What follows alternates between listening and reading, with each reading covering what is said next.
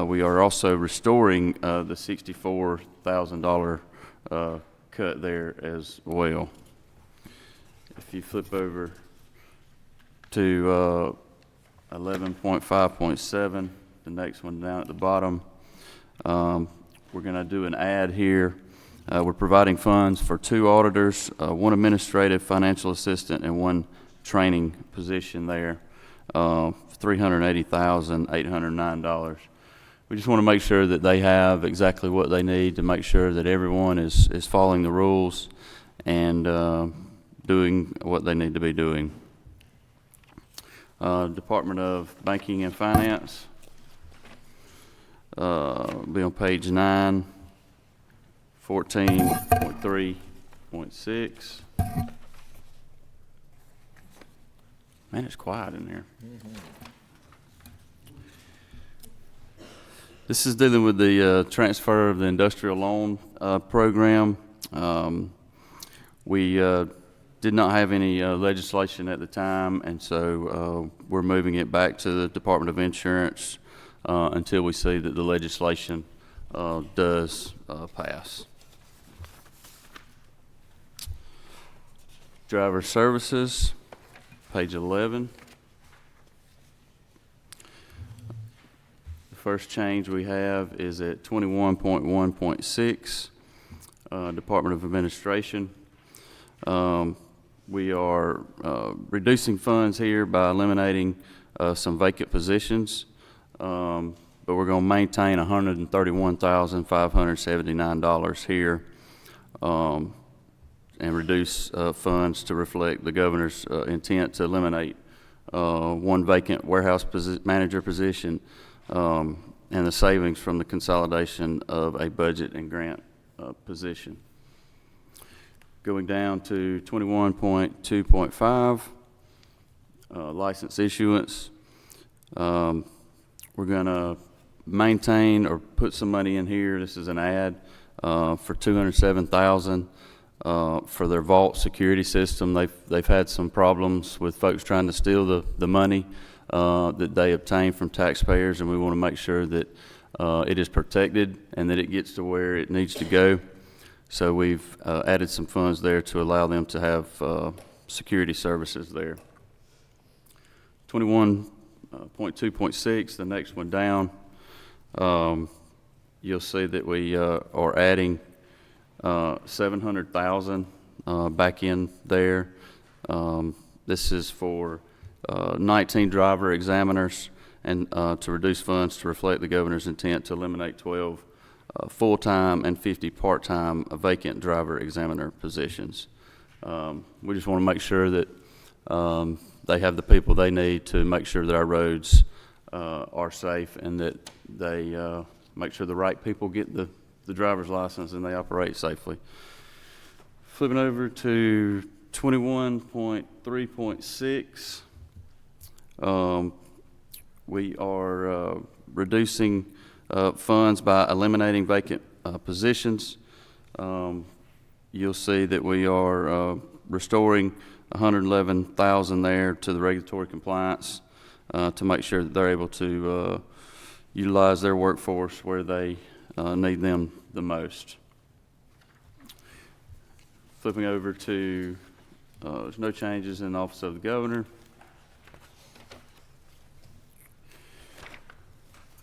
Flipping over to page 16.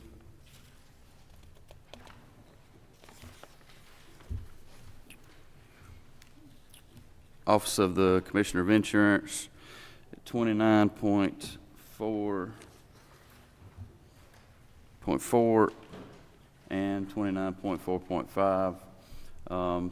Again, this is dealing with the transfer of the industrial loan program. You'll see that it's remaining there until the actual legislation passes, and then we will make changes as needed there. DNR.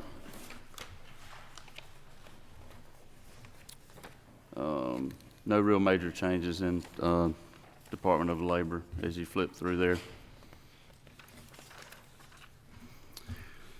DNR's on page 19.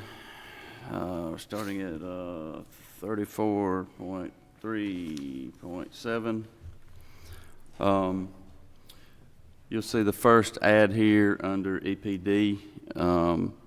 We're increasing funds for 2 environmental engineers and some third-party testing in the amount of $500,000.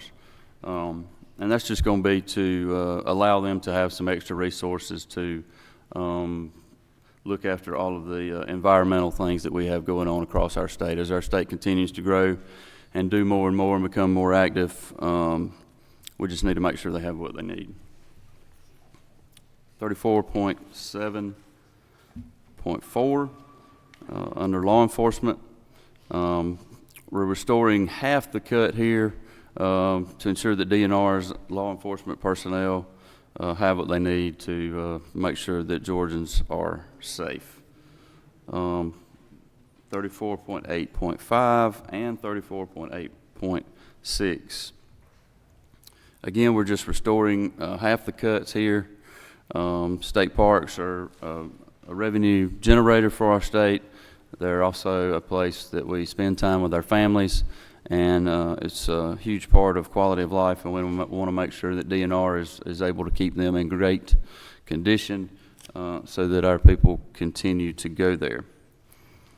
34.8.7, you'll see that we're maintaining the $25,000 here to continue raising the sunken vessels at Lake Lanier. 34.8.15, Parks and Rec. We are 34.8. Yep, here it is. Okay, this is for the visitor centers that DNR inherited from the Department of Economic Development.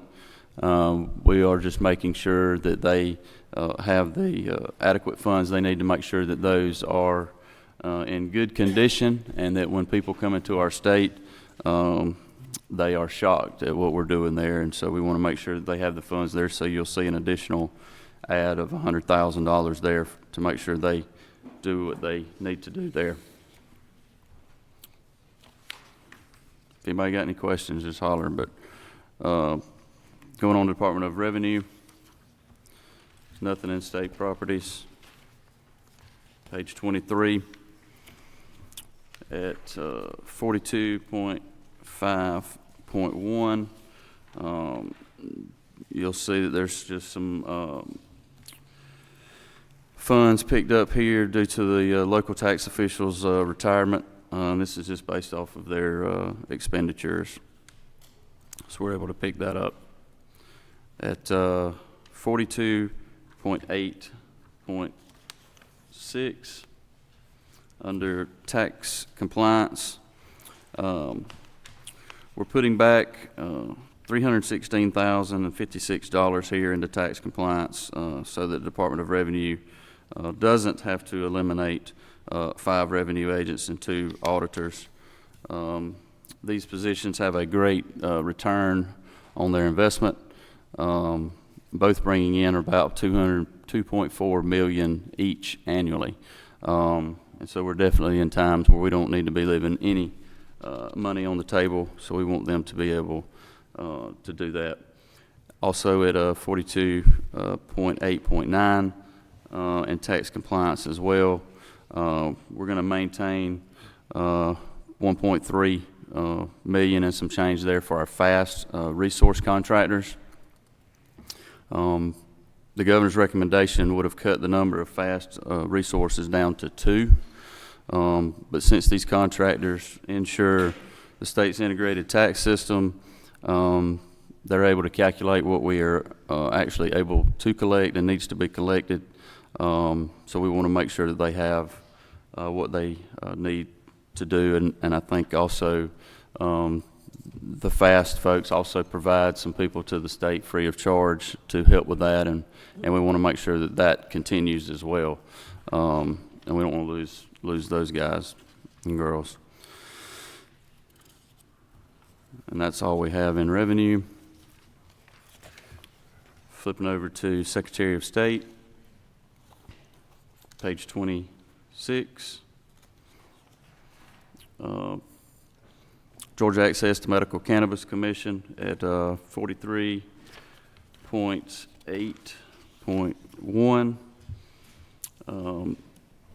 You'll see here that we're providing $184,000 for director, the board's per diem, and for operations. This is based off of the HB 324 that we passed last session, and the fiscal note that it has, just trying to utilize the numbers that they have just so they can get rolling on that as well. And those are majority of the changes. Again, I just want to say thank you to the committee members for all their hard work here. And I did want to, I think, point out that we had one additional merit raise under driver services, and that was in the license issuance division of 4%.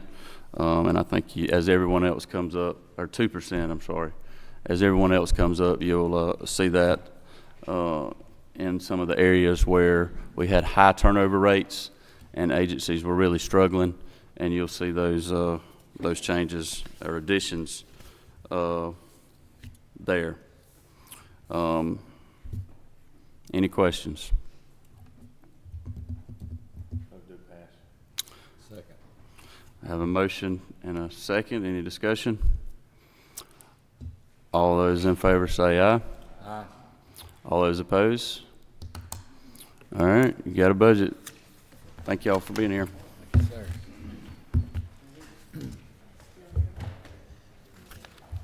Man.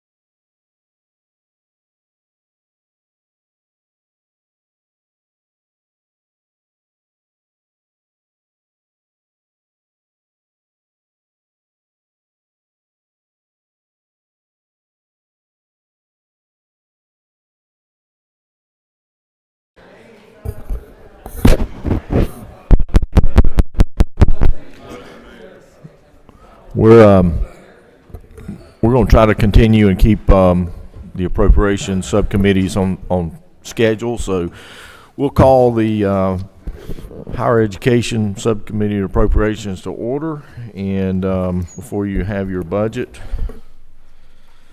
we'll quickly go through this.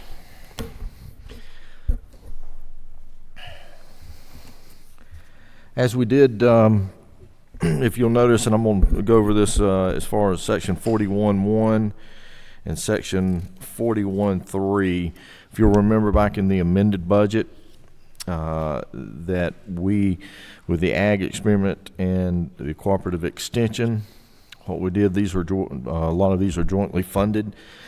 So we've gone back and we've made sure that these cuts were going back to what was originally submitted by the college, and we've also done it in a way, as you see here, in which gives the system flexibility that they need.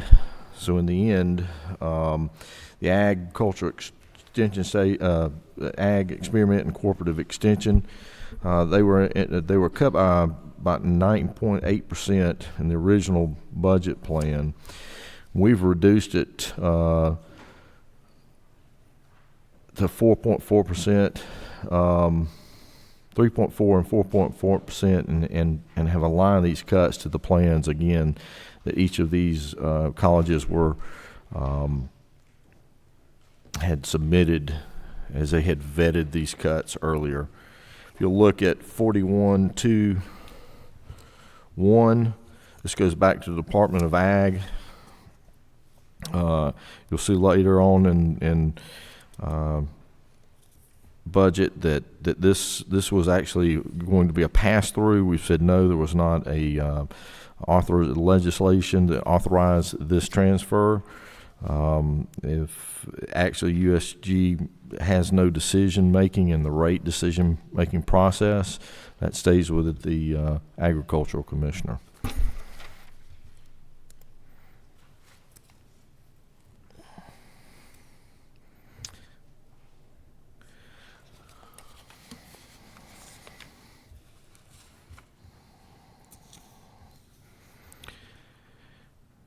Next, Board of Regents.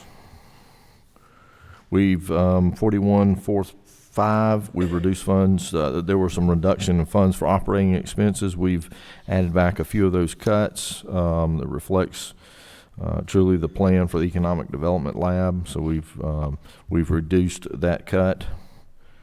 41.4.7. This has to do with a program that it was Invest Georgia. Quite frankly, we asked for some data and history on this program as far as the amount of money that was being invested, the return on that investment, and to give us some data of where it was and some of the things it had done. They were unable to give us data in that program. So we have cut that program approximately by almost $5 million. They still have $5 million in the budget. But until we get more numbers, that is suspect. And then we had you'll see on 41.4.12, this is simply a transfer. UGA program, it invoices the Enterprise Innovation Institute, and we've simply transferred this to the other part of the budget to better reflect where it comes from. Forestry Cooperative, again, cuts that were made, 41.5.3. We've added back in the travel funds and made sure that forestry extension was kept whole. Very important right now with all that's going on after the hurricane has come in. That we make sure that they're out there doing what they can to help with forestry in Georgia. 41.6.4. Again, we have reduced funds. There was a reduction in funds for vacant positions. House wants to maintain those funds for one research technician and one forestry commission. So we've added that money back in, those cuts. Again, you're going to see this in several sections where there are positions, there's travel funds, and operating funds, and the House has simply added these back. And again, that's in forestry. Georgia Archives. We have reduced the cuts or zeroed the cuts for Georgia Archives, adding back technicians and preservation technicians in one part-time position, along with operating expenses and maintenance dollars that are much needed there. Georgia Cyber Innovation and Training Center. We have added back some cuts at 4184. Also very important, dealing with the Department of Defense assessments and certifications. We've added $150,000 in to this budget to begin cybersecurity maturity model certification program. And again, this is in concert with the U.S. Department of Defense and Cyber Innovation. And this provide the training to go to the training center at Augusta. Again, working in concert with the Department of Defense. Georgia Research Alliance. This is where you'll see that transfer that I mentioned earlier, $133,000.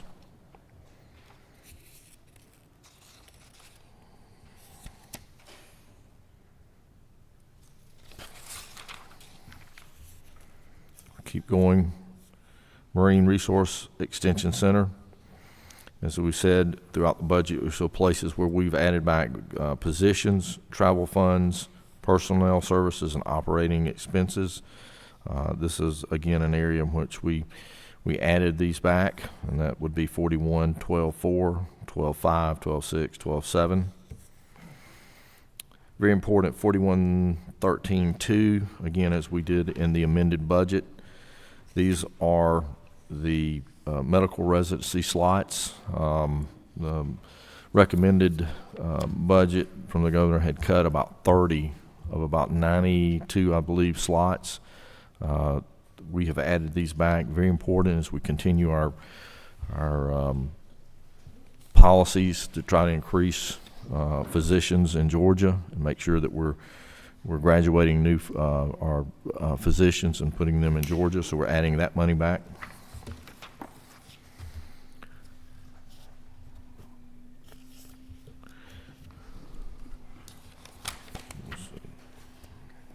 Public libraries. We've added money back to this. We're maintaining the funds for the Pine system. Very important there, which allow them to maintain the credit card revenue. They've also seen some savings there from a switch from, I think it was, to Google Internet system from Windows, so there are some savings that we've captured there. And again, the House has held firm with the 35 cents per capita funding, very important to our Georgia library systems, as we were just able in the prior big budget to get them back up to the 35 cents per capita level. They had not seen that since the recession.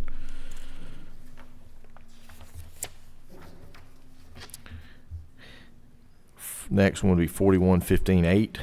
We're putting back the funds for the Georgia Youth Science and Technology Center. Again, great work they're doing, serving our K through 12, a lot of education days in the classroom with that program. House has also restored the cuts to the Center for Rural Prosperity and Innovation.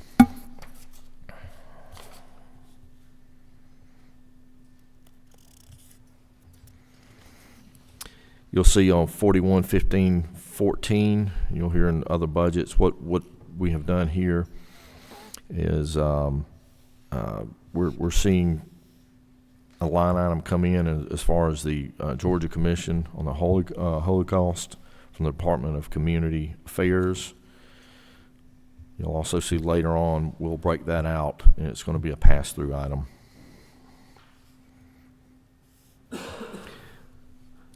$41,609.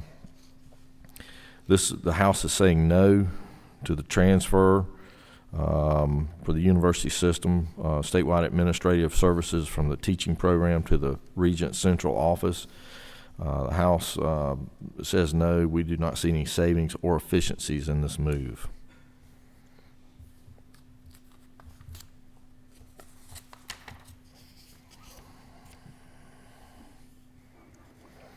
If you look at 41-18-11, that's the other side of the House keeping the money for system, office for statewide administrative services. That's where we've said no. And other substantive changes. 41.21.1, you'll see that's where we have again, the Georgia Commission on the Holocaust. That is now a pass-through item. We've given it its own line item in the budget. 41.22.6. This is with Georgia Military College. I think they had placed some one-time funds for equipment and emergency notification in the wrong section here. You'll see where we're putting it back in the next section. We've also in there increased and funded Georgia Military College, the state's contribution for their employer share of their teachers' retirement system.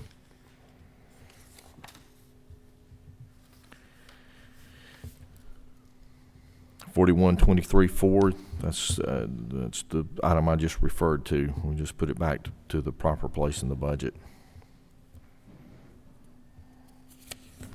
Next, student finance. I don't think we had anything significant there. The dual enrollment with the passage there, we've trued up the number for dual enrollment now that we've passed HB 444.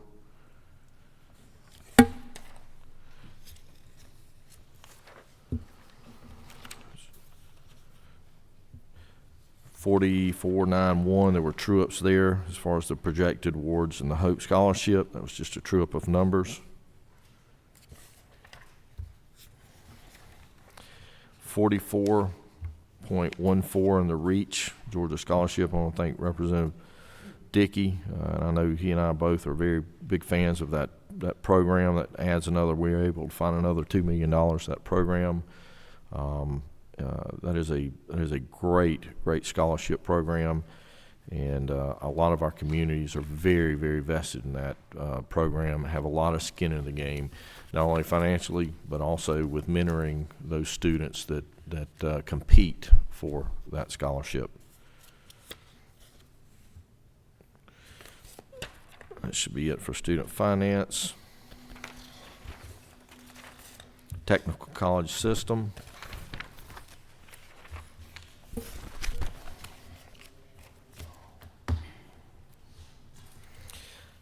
Again, 46.2.12, the House has said no, and this is, again, similar to what we did in the Regents. This is transfer of the system-wide administrative services from the technical education program to the departmental administration. Again, we did not see the savings or efficiencies in that transfer.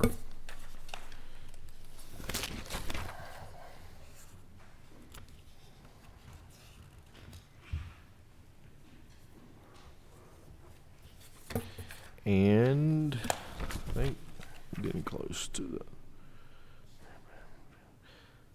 46.5.8. That was the other side of the House disagreeing with that transfer of the administrative services.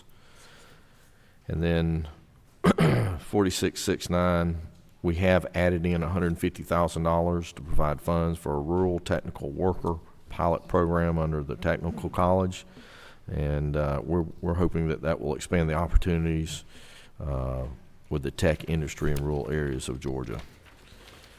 with that, throughout the budget, I think, and we'll hear later, we've looked at some of the pay raises that, with the $40,000, and I think we're shifting, and I think as Chairman England will probably explain a lot later, we're going to allow flexibility with these pay raises, and and that's going to be a change that you'll see throughout the budget. But with that, are there any questions from the members? Appropriate time? Second. Any other further discussions? All those in favor say aye. All those like sign, and it passes. Thank you.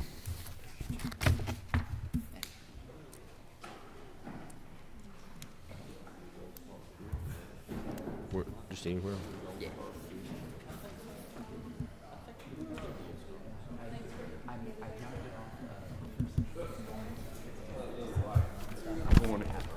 How are you doing, Calvin? I'm all right, buddy. How you doing? Pretty good. Yeah, they caught me.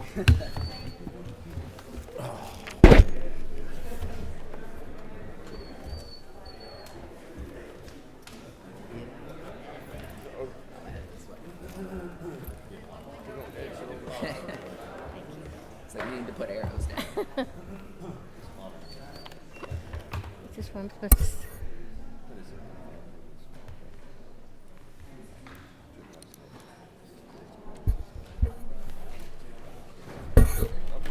Am I in the right seat? You are. You're in Ah. charge. I'm where I'm supposed to be. You're in charge. Yeah, right.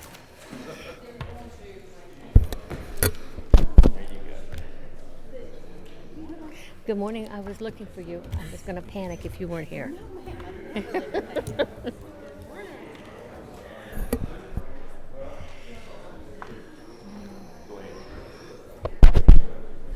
Good morning. If I could have your attention.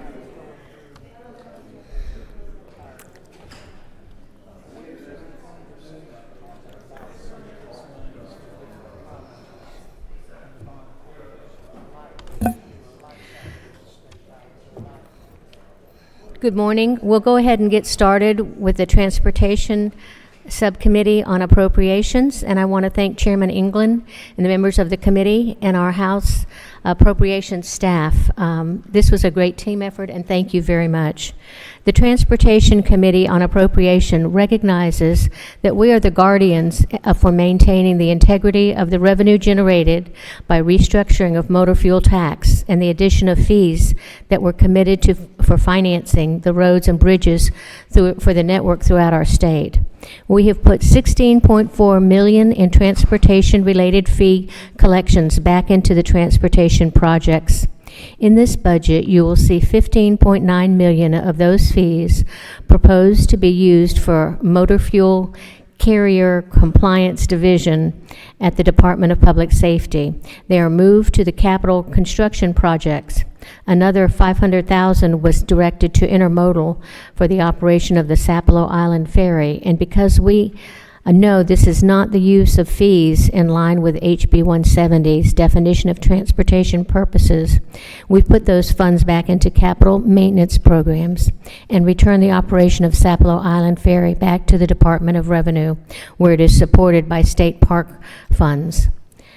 In the payment of CERTA, the program where we've been able to utilize $10 million that were no longer needed for the operations of the Northwest Corridor, the I-75 South new managed lanes, and the I-85 extension to fund payment adjustments for the department.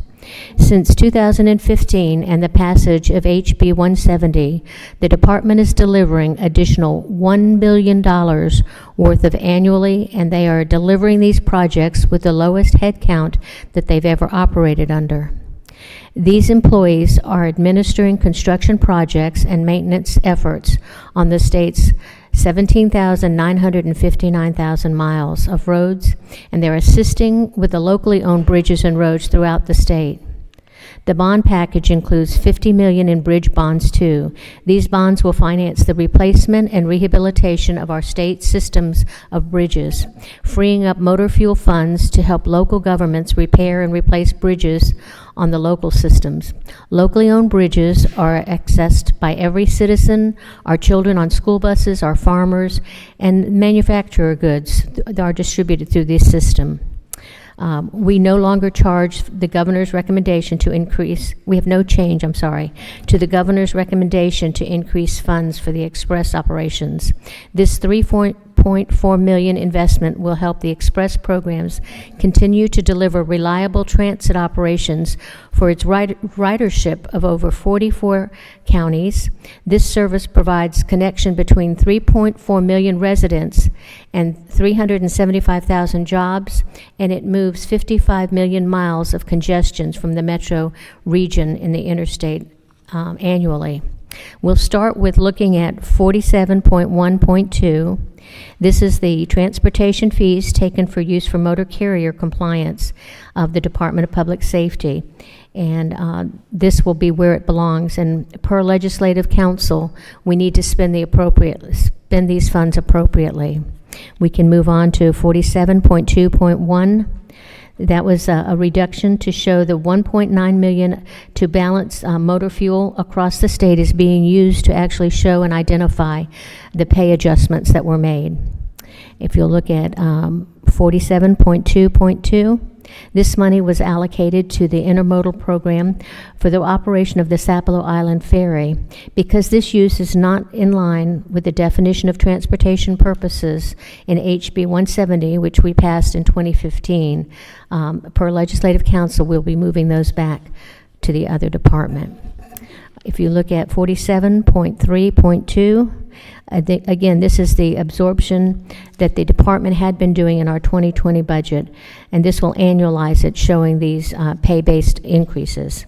You'll note these on several places, 47.42, and throughout the budget, we tried to analyze it by each department that they belong to. Moving on, let's see.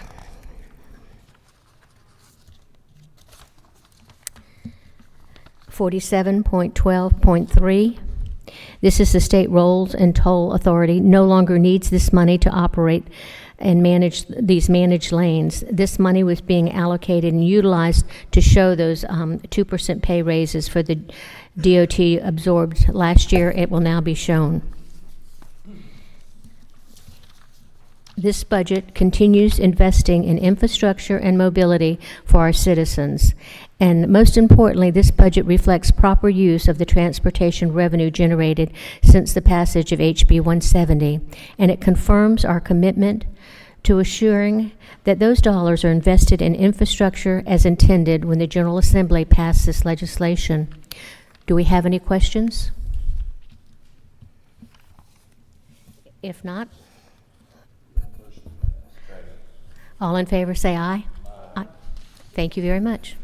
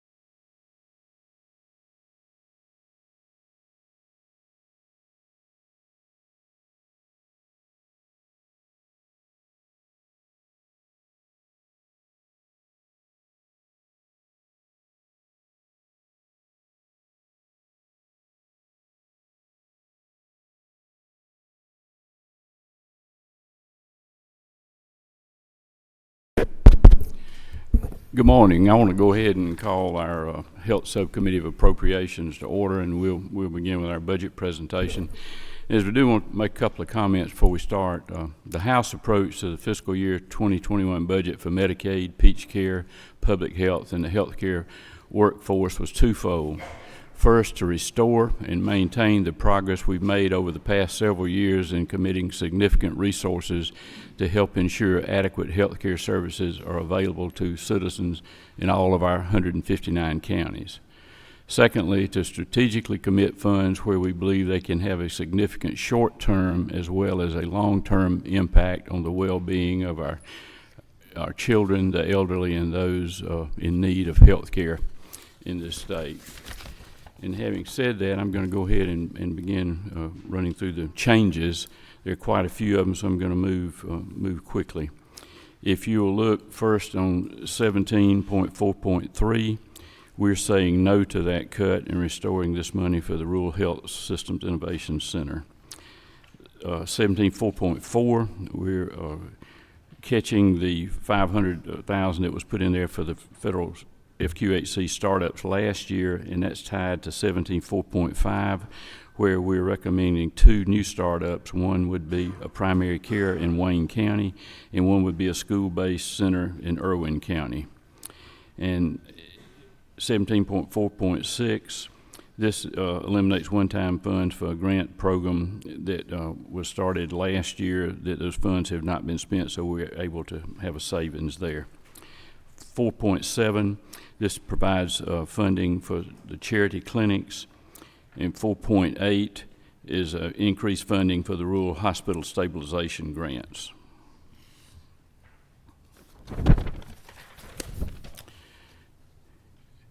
Under 17.5.4, this will increase funding to be able to provide 4 surveyor positions. These are the folks who will actually go out on site and do inspections in assisted living homes, personal care homes, and so forth, and we think that will help.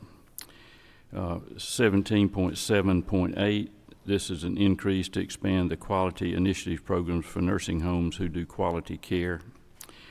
17.7.9, this is a 3% increase in Medicaid ventilator reimbursement rates.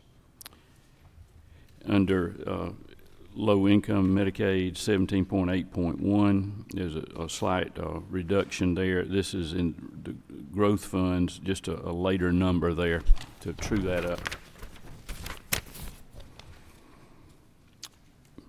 17.8.9, this is increasing funds to provide for 6 months of postpartum Medicaid coverage for mothers. This would become effective July 1 of 2020. And also tied into that, 17.8.10, this would increase funds to provide lactation care and services in a bill that was passed earlier.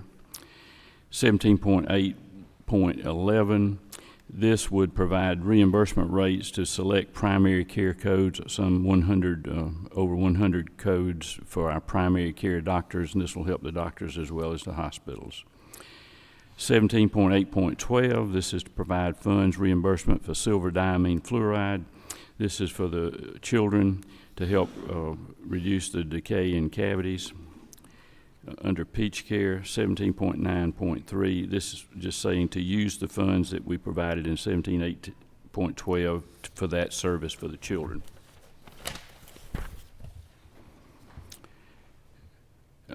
17.10.1 is a reduction in existing technology contracts from statewide programs to state health benefit plans. This is language only.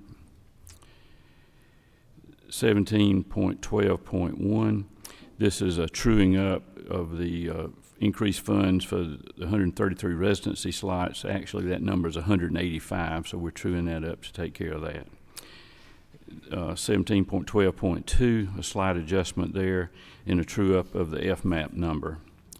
17.12.3, this is to, we're saying no to those cuts for the accelerated track program at Memorial in Savannah.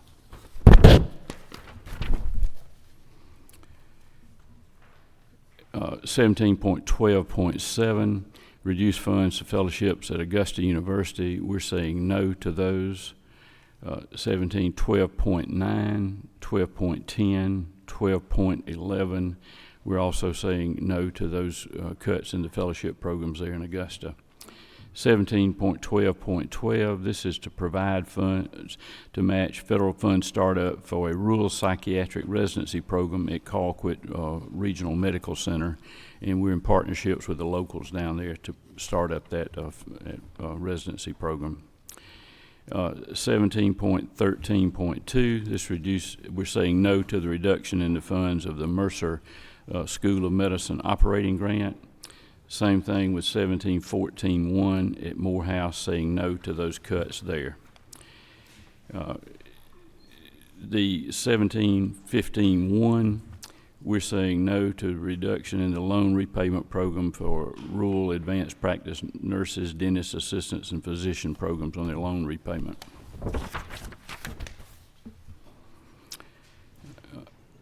Under 17.16.2, reduce funds for student capitation payments to our medical schools, Emory, Mercer, Morehouse, and PCOM. We're saying no in that. That would have been a 7% cut to that program. Georgia Medical Composite Board, 17.17.3. We're adding funds to for one medical director. This money was put into the budget last year, but was disregarded by the governor's language in that. We think that's important to help them. Same thing under 17.18.5. This is to put the money back in for a data management system for Georgia Drugs and Narcotics, help them be more efficient in their business. Under public health, 38.1.6, we have reduced the cut to the Sickle Cell Foundation by $150,000. We were able to restore part of that. 38.1.7, this deals with CORE, the Georgia Center for Oncology Research. We have reduced the recommended cut by 1/2 in that number.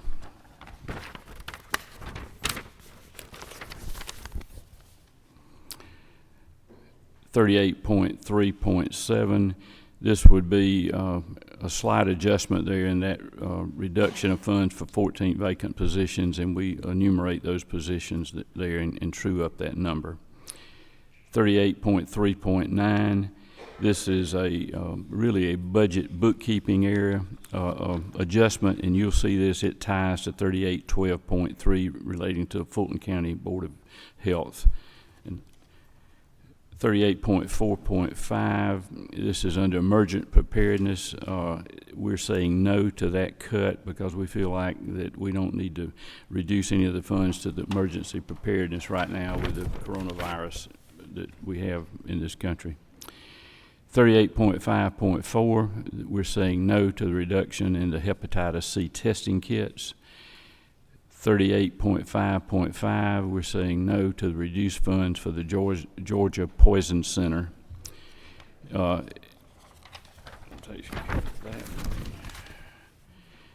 then 38.8.6, this is a small add that relates to a recommendation from the Georgia Newborn Screening Advisory Committee where they would test newborns for one more newborn disease.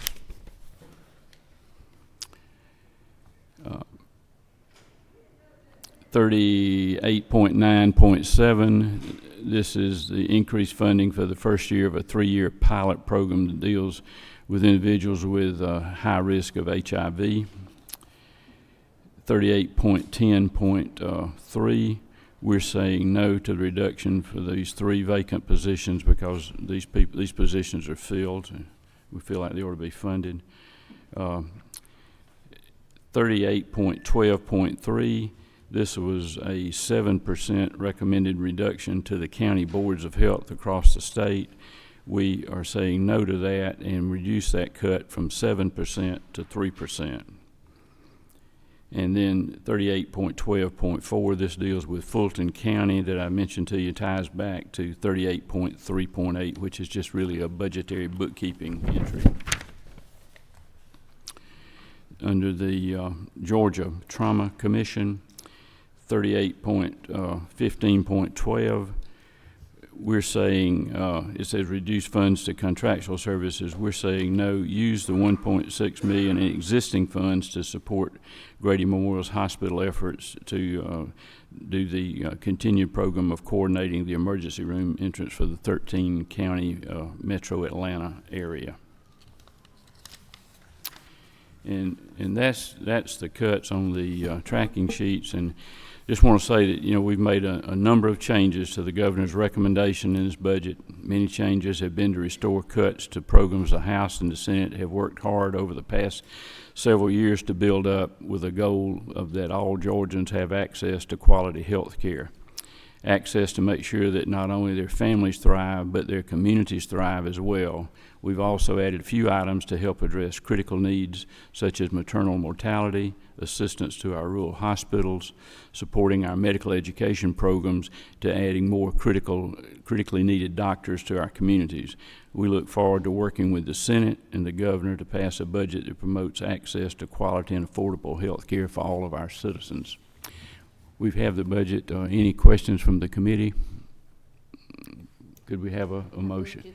Have a motion do pass and a second. Any discussion? If not, all those in favor say aye. Aye. Any opposed? Then it passes unanimously. Thank you very much.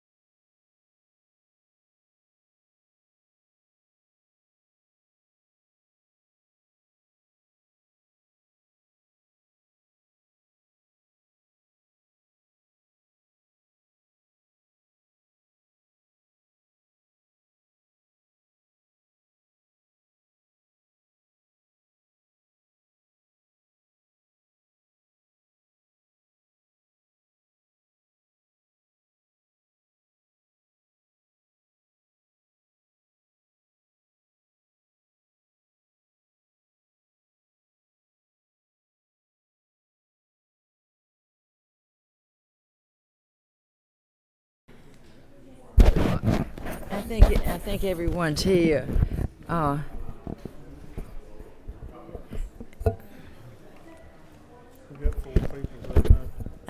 We've got. I want to thank everybody for being here, and I really want to thank this committee for all the hard work they've done. I think we just had a member come in. If he would come up and have a seat, we'll get started, Carl. Carl, if you'll come up, we'll get started. Come have a seat. I know you're a friendly person. First of all, I just want to thank this committee for all the hard work they've done, and they've really met the challenge. And it has been challenging, but it's been a good challenge because we've been able to look at every department in economic development. Sometimes it sort of reminded me of when you were looking for money when you were a child, looking under all the cushions and everything of the sofa. We have looked everywhere for money, and we appreciate the challenge that we've had. Okay, if we'll start, the first is Department of Agriculture, and this is Economic Development Appropriations. Department of Agriculture, 13.1.4. We said no to transferring the Athens Tifton Veterinarian Lab. We think it was a good idea. It was recommended by ZBB, but the budgeting, and they recommended it, but we found out through the process that no legislation has been done to authorize USG to make rate decisions, and they can't make rate decisions, and they do charge rates and everything. So we said no to that. And when legislation is provided, we can possibly do it because it has been recommended to us. If we'll go down under Consumer Protection, 13.2.6, we restored 2 animal inspectors and 5 food safety inspectors. As you're probably aware, we've had a very large increase in the number of stores now that provide food, and they were just regular, maybe I'm using General Dollar, and if you've lived in rural areas, you know they're popping up everywhere, and we've had a very large increase in the past 2 years. I think we've had 500 open in Georgia, and they do have to be inspected. And food safety is one of our most important things to this committee. So we restored 5 food safety inspectors. And 13.2.6, we said no, we did not provide those cars in the supplemental budget. Then on 13.2.8, we provided a 4% targeted increase in salaries for inspectors to try to help the turnover for being so bad. 13.2.9, we provided $500,000, and this allows the state USDA to approve and move forward on our hemp program. Then we go over to 13.4.5. We maintain, and this is marketing, we maintained an international trade representative and a business support specialist. And we also eliminated funds to expand the growth director and domestic sales coordinator. 13.4.6,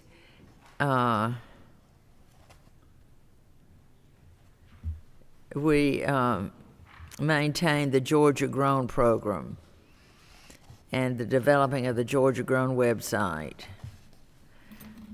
13.4.7, we provided funds for 4% targeted salary increase for inspectors.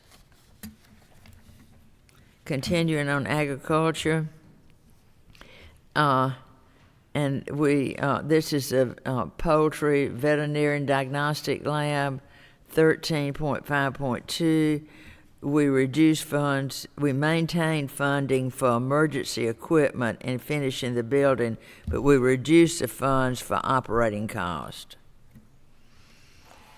Go down on soil and water, and first of all, I'd like to say that we appreciate Director Mitch Attaway. He has really worked hard on this program, and I'd like to recognize Jan Tankersley. And we're having a backlog of people having their reports filed that they have to, the soil sedimentation and control programs. So we have added a position on 13.7.9 for that, for an additional one, and Director Attaway has some other things in the works that we can help speed up that program. It's taken too long for builders to get their programs approved. And I forgot to say that 13.7.8, we reduced funds for the watershed damming staff. They found some extra money there that they really weren't using it, and so we reduced it. Going to Department of Community Affairs. Let's see, 16.1.2, we said no to removing the fire inspectors, transferring the manufactured building inspectors over to the insurance department. No legislation has been provided to do that, and it needs legislation.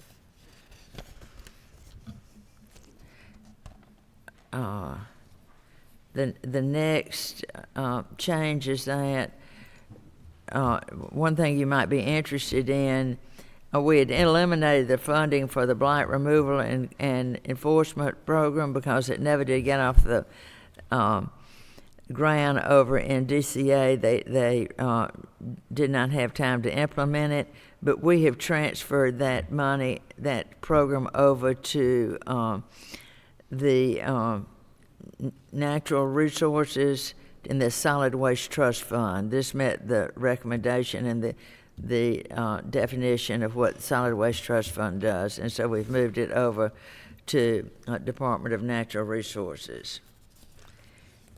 And the next one is the Commission on Holocaust. The Commission on Holocaust was moved to DCA in 2020, but due to some unforeseen costs, we decided this was not a good fit, and we're we're transferring the Holocaust to the Board of Regents.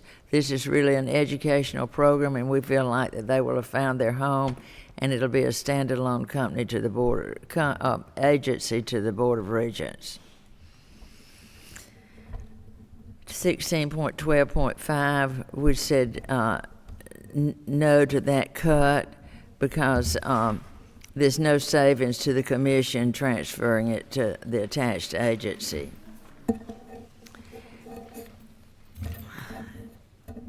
The next, the payments to the Georgia Environmental Finance Authority, we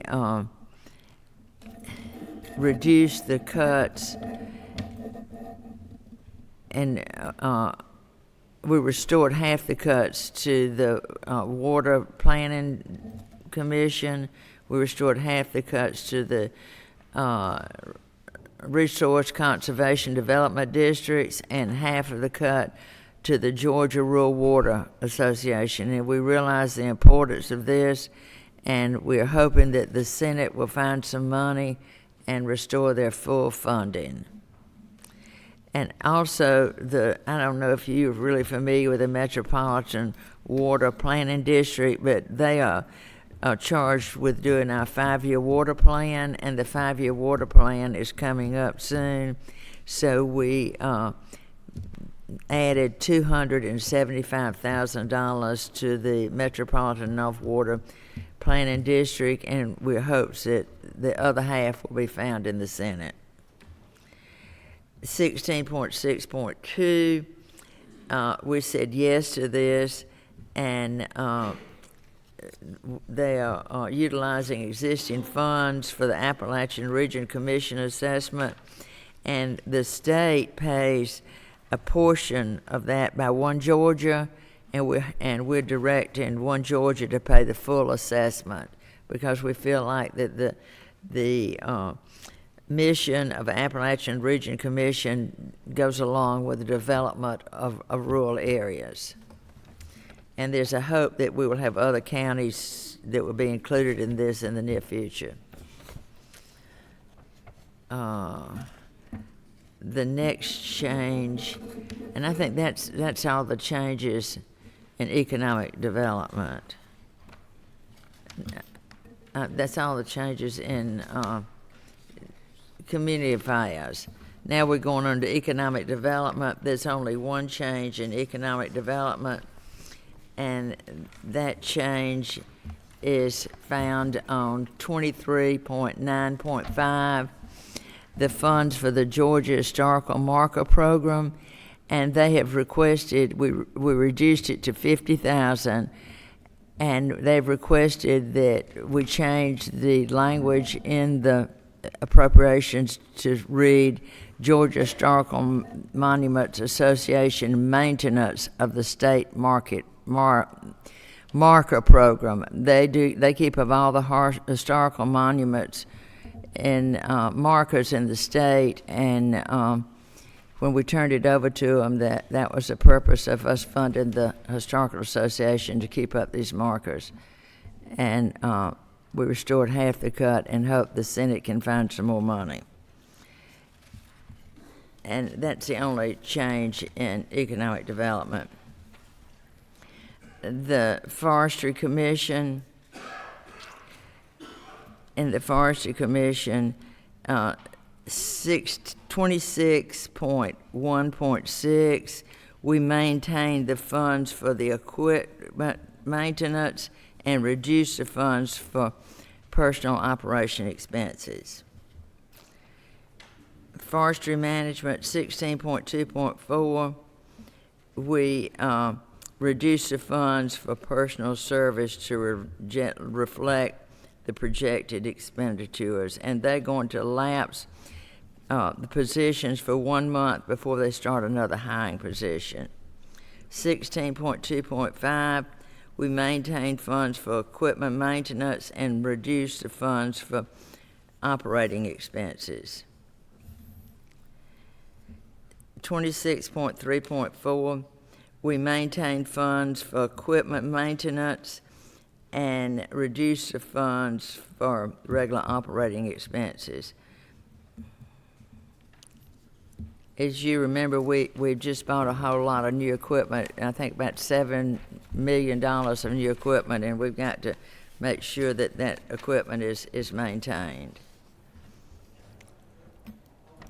26.3.6, we reduced the funds for equipment purchasing, but we kept it for fire suppression equipment.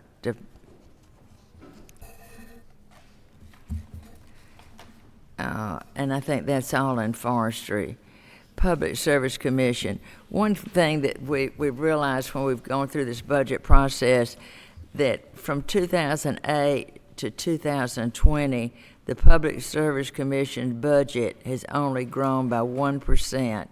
And you know the workload that it's grown on our Public Service Commission with Plant Vogel coming in and rate changes. So you will see some changes in this to reflect the lack of growth with the lack of work that the Public Service Commission has to do.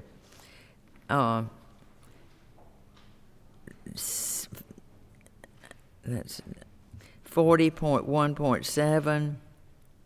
We provided funds for anticipated personal service expenditures.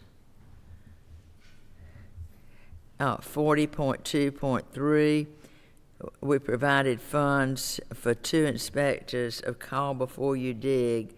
The call before you dig workload is increased. They do 312 investigations a year, and this will give us 2 more inspectors, and by that, they will bring in about 300,000 because there's that many people that are violating it with fines. Not that we're trying to make money off of it, but if they're violating it, they need to pay the fines. 40.2.4, and there's another place. There are 2 places and then 40.3.6. The rent has been increased over there because of the cafeteria, for common places in the cafeteria. And so you'll see where we added $18,000 to cover the additional rent because of the cafeteria. 40.3.3, we maintain funds for personal service and reduce funds for operation. 40.3.4, we said no to that. We felt like it was important to use the resource and research that we receive from these professional organizations. And we really come out a little cheaper by using their research people than hiring people.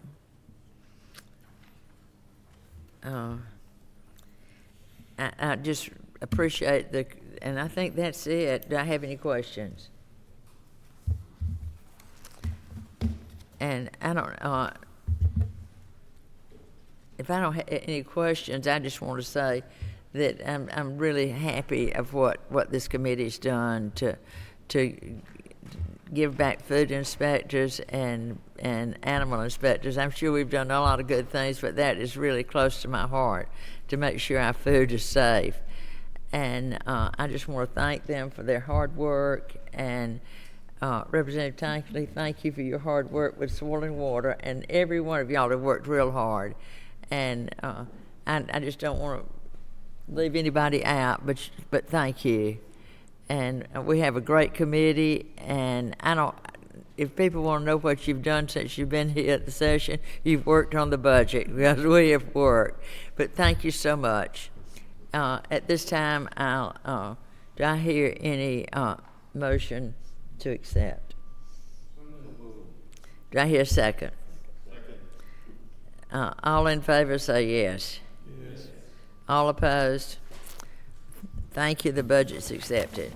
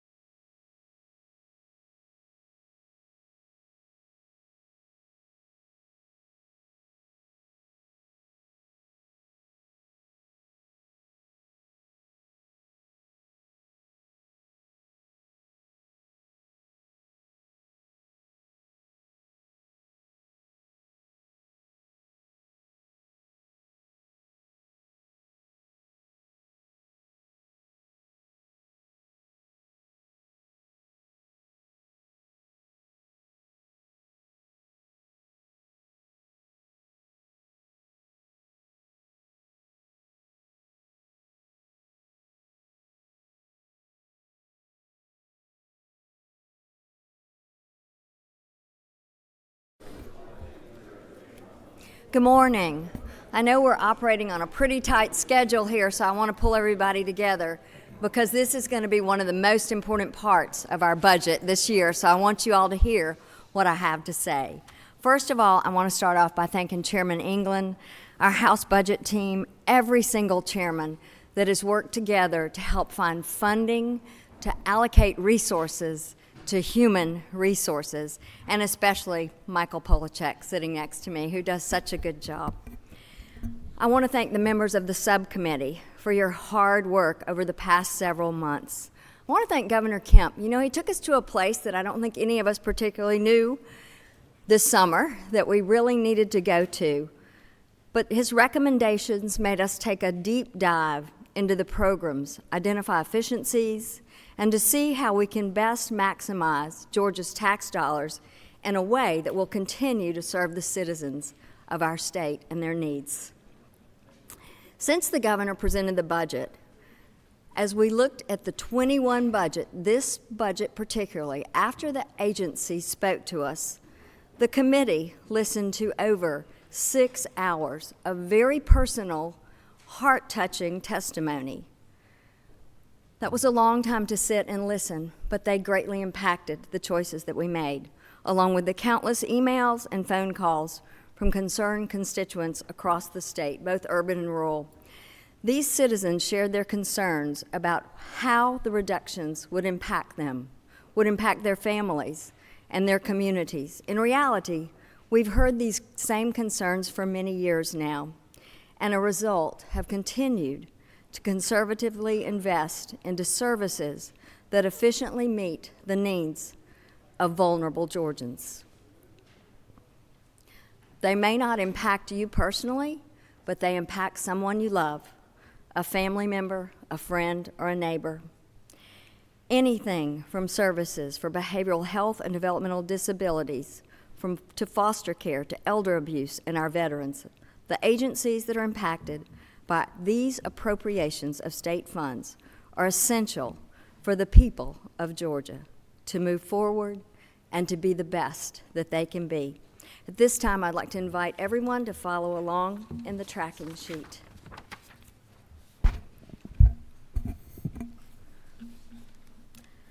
So starting with behavioral health and developmental disabilities, at line 15.1.4, the House has moved to increase funds to provide a 25% increase in residential treatment capacity for addictive diseases. In line 15.1.5, there is some language here that is very important to deal with the services for our pregnant and postpartum women living with substance abuse. In 15.2.9, to maintain $500,000 for family support services, general family support services, which will also include those very targeted services.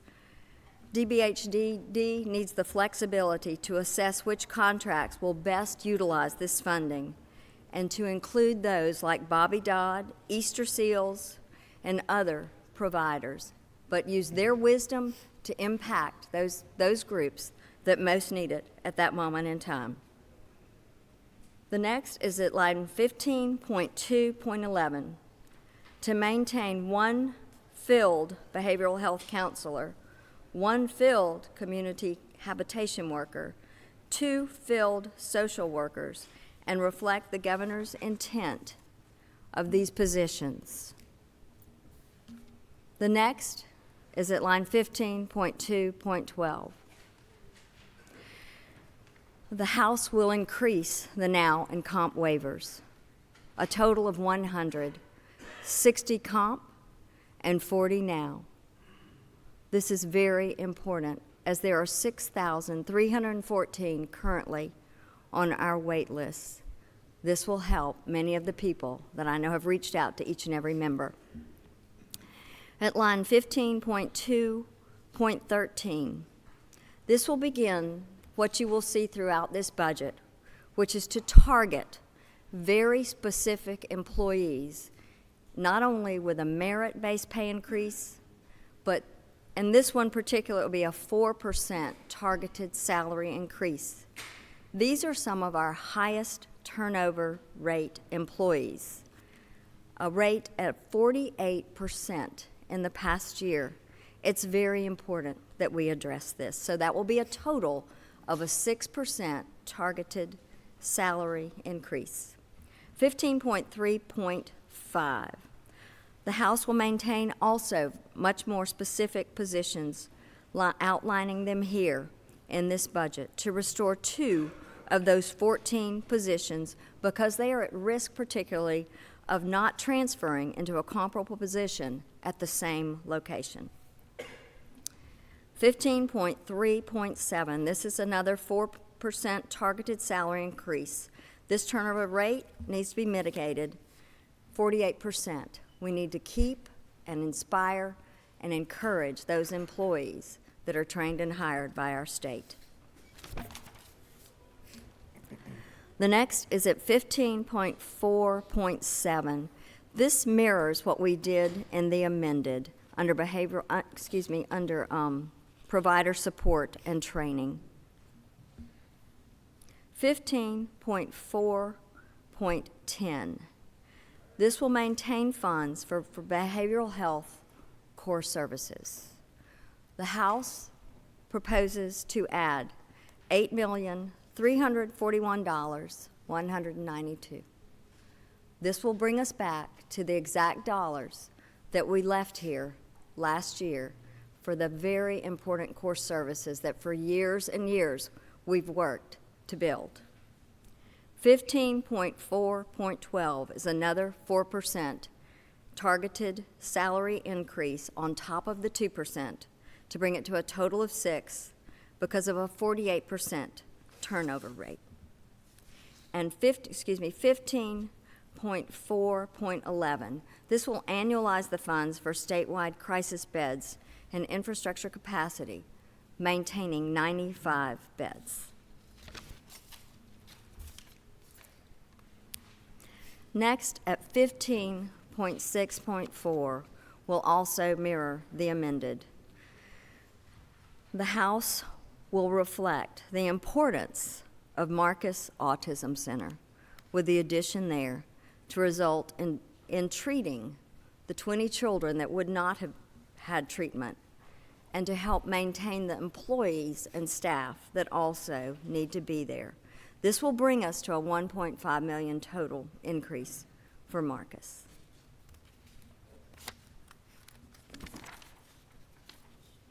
Next is at 15.8.8, which will maintain the funding for 2 previously identified respite homes, crisis respite homes, one in Bibb and one in Clayton County. This is connected to River Edge CSB. Each will have 16 beds. Next, under 15.9.5, this will be to help maintain 2 filled behavioral health counselors and reflect the governor's intention of reducing 16 positions. This will restore 2 out of those 18 positions that are also at risk because there is not placement for them in a comparable position at the same location. Next is 15.10.6. The House will maintain positions as well, restoring 14 of 59 positions because they are at risk of not transferring. At 15.10.7, this will address another targeted salary increase of 4% on top of the 2 for a total of 6 to mitigate low-paying service workers, particularly our housekeepers. There's an 80% turnover rate in these employees, and the House feels it's very important to address that. 15.11.3. These are the one-time funds associated with the prevention program in 5 of our technical colleges. Next, at 15.12.3, the House disagrees with not funding the camp at Emmanuel College that is held every year for our youth with disabilities, so we will restore that money. 15.13.4. This is going to be a transfer of funds. The GBI is very impactful in the work that we do to investigate the Sexual Offender Review Board. Only FBI agents can actually do some of this work. So the FBI will not allow us to access this database, so we must keep one GBI approved analyst in that position. And that reflects the $30 million plus that we have just found by the grace and goodness of others to help behavioral health and developmental disabilities and addiction. Next, we'll move to the Human Services Department. The first is at 28.3.2, and this simply recognizes the continuing following of the Children's Trust Fund money. The next, 28.5.11. This will replace $970,000 in state general funds with existing TANF funds for child protective caseworker positions, and utilize $500,000 in state funds for MAC, the Multi-Agency Alliance for Children. The next is at 28.5.12. This will keep a pilot program in place. 28.5.13. This will be another one of those targeted salary increases where the turnover rate for all supportive service caseworkers is 36%.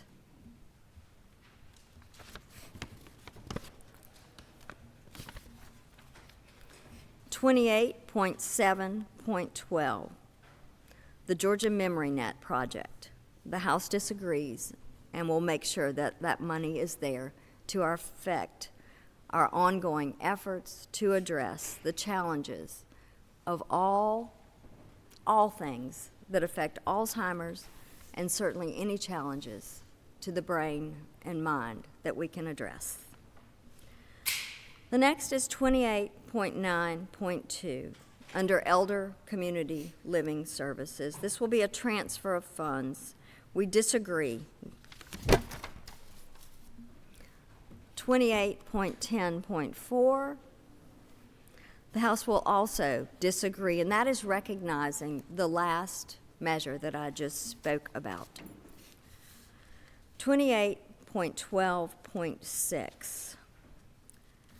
So this is going to maintain and increase our efficiency, particularly in the eligibility of federal benefits. We'll maintain $1,122,534,000 to adequately staff the levels and salaries that we find here in this place. This will be a total of 1,883 caseworkers. At any given time in our state, there are 1.5 million cases. So these are those very important SNAP and other eligibility programs to help expedite and handle appropriately the work of that group.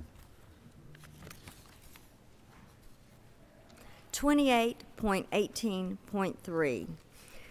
We disagree with eliminating the one-time funds for a council meeting of the Council on Aging. Next at 28.19.1, and actually point 2, to restore and maintain the important work of family connection. We'll maintain each county allocation and bring up this year's cut, reduce it to make that a total of $48,500 for each and every county. Also then at 19.2, to continue with the technical assistance that the counties need.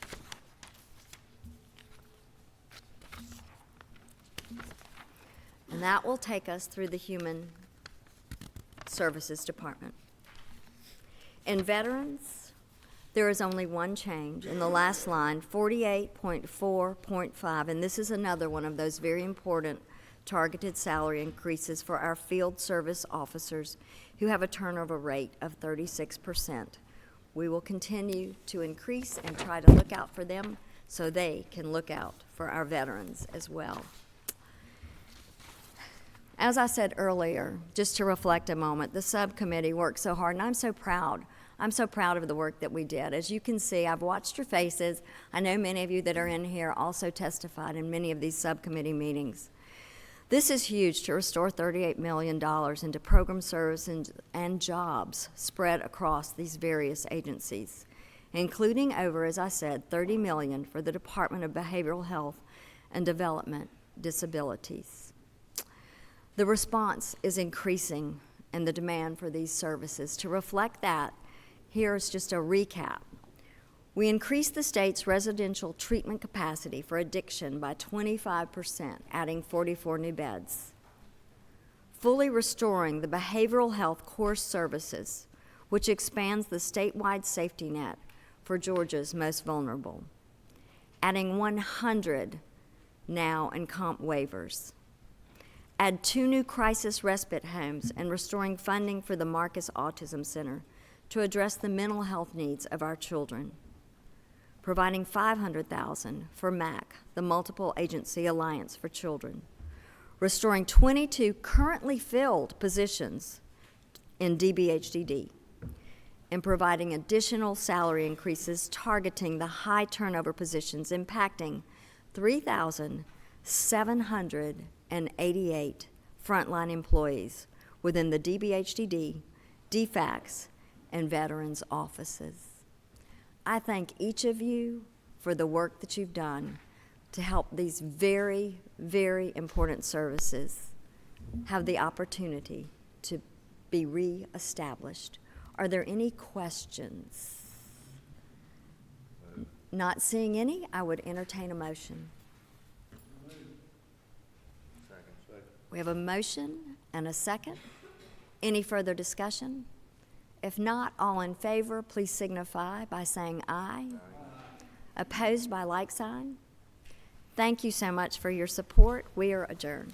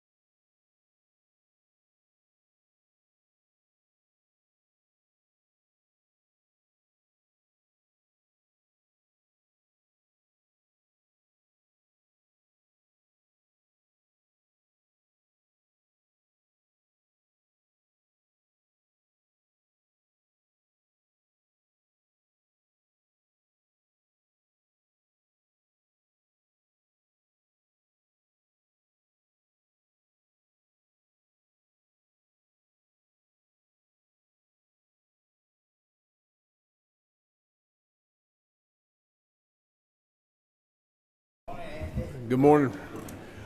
All right, we're going to commence the Public Safety Subcommittee's presentation of the budget. This is the big budget we're working off of track sheets. You have them before you. We're on a tight schedule here. We got to get this done out. All right, first off, I want to tell members thank you very much for your hard work, questions, and persistence. I also want to thank Courtney George and Brian Groom for their hard work on our staff. Martha and Christine, thank you very much for all your hard work. And Chairman England, thank you for your leadership. Thank Governor Kemp for his hard work and his staff's hard work and their help and assistance with preparing this information for us, and for him giving us some guidance on the direction that he would like to take the budget. In response, what we'd like to do is basically say a few things that are key importance. Number one, there will be no ground lost on criminal justice reform with this big budget.